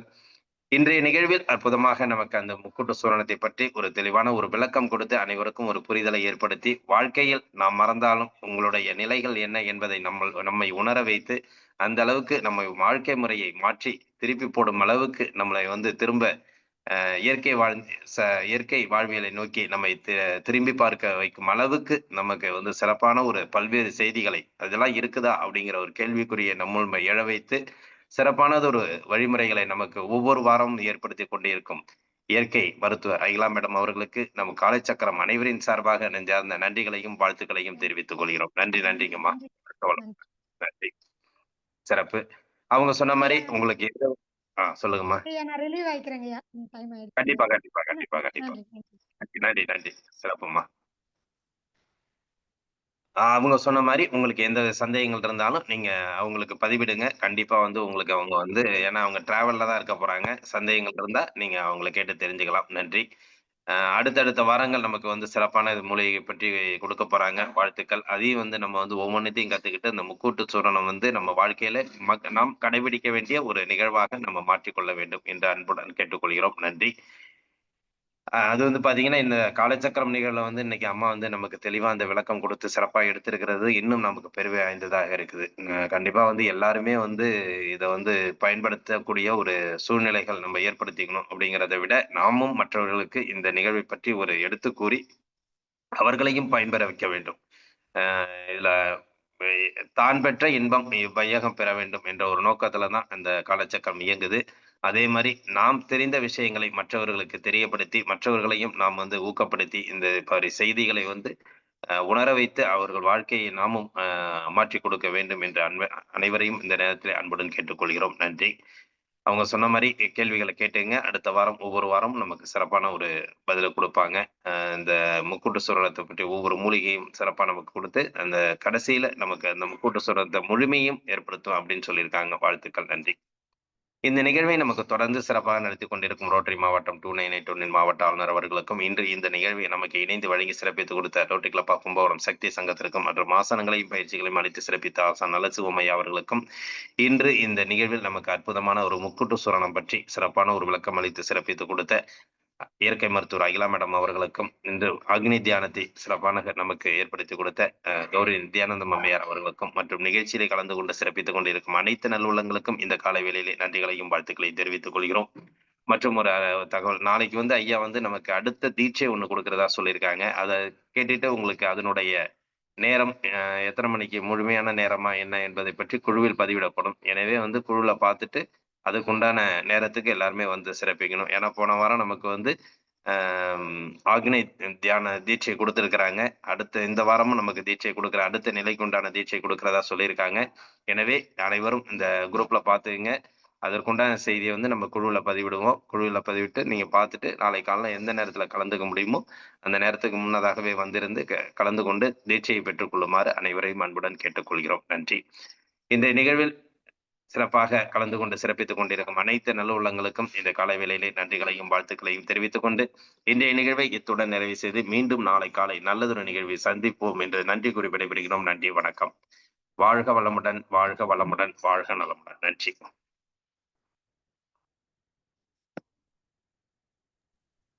நன்றிங்க ஐயா. வாழ்க வளமுடன். நன்றிங்க ஐயா. நன்றிங்கம்மா. ஐயா வணக்கம். ஐயா வணக்கம் ஐயா. நன்றிங்க ஐயா. வாழ்க வளமுடன். ஐயா வணக்கம்.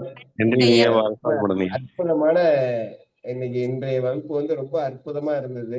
இந்த அற்புதத்தை எங்களுக்கு கொடுத்த குணபாலன் ஐயா அவர்களுக்கும் மற்றும் ஏனைய எல்லா இந்த கும்பகோணம் சக்தி ரோட்டரி சங்கத்தினருக்கும் ஐயா எனது ஆசான் அவர்களுக்கும், அம்மா அகிலா அம்மா இது கௌரி அம்மா ரொம்ப சந்தோஷமா இருந்ததுமா உங்க தியான வகுப்பு. அவர்களுக்கும் அகிலா அம்மா எப்போதுமே ஒரு கலக்கலா இருப்பாங்க. இன்னைக்கு எவ்வளவு கூட்டத்தை நிறைய சேர்த்துட்டாங்க. 100ஆம் நாள் வரைக்கும் இவங்களே டெய்லி போட்டீங்கன்னு வச்சுங்களேன், நம்ம 100 நாள் இதையும் அதான் 1000வது நாள் வரும்போது இதுவும் 100ஆம் நாள் தாண்டி 100 பேரை தாண்டிடும் அப்படின்னு கேட்டுக்கொள்றேன். அவர்களுக்கும் மற்றும் ஏனைய என்னோடு பயணித்த அனைவருக்கும் எனது வாழ்த்துக்களையும் நன்றியினையும் தெரிவித்துக் கொள்கிறேன். நன்றி. வாழ்க வளமுடன், வாழ்க வையகம், வாழ்க வையகம். நன்றிங்க ஐயா, ரொம்ப சந்தோஷம். நன்றிங்க ஐயா. வாழ்க நன்றிங்க ஐயா. நன்றிங்கம்மா. வாழ்க வளமுடன். ஒரு சின்ன தகவலுங்க ஐயா. இதுதாங்க ஐயா மஞ்ச கரிசலாங்கண்ணி எங்க வீட்டுல இருக்குங்க. சரி, எல்லாத்துக்கும் காமிச்சிடலாம். ஏன்னா வெட்டுவாந்தலைன்னு சொல்லிட்டு ஒண்ணு ஏமாத்துறாங்க இல்லைங்களா மார்க்கெட்ல கொண்டு வந்து.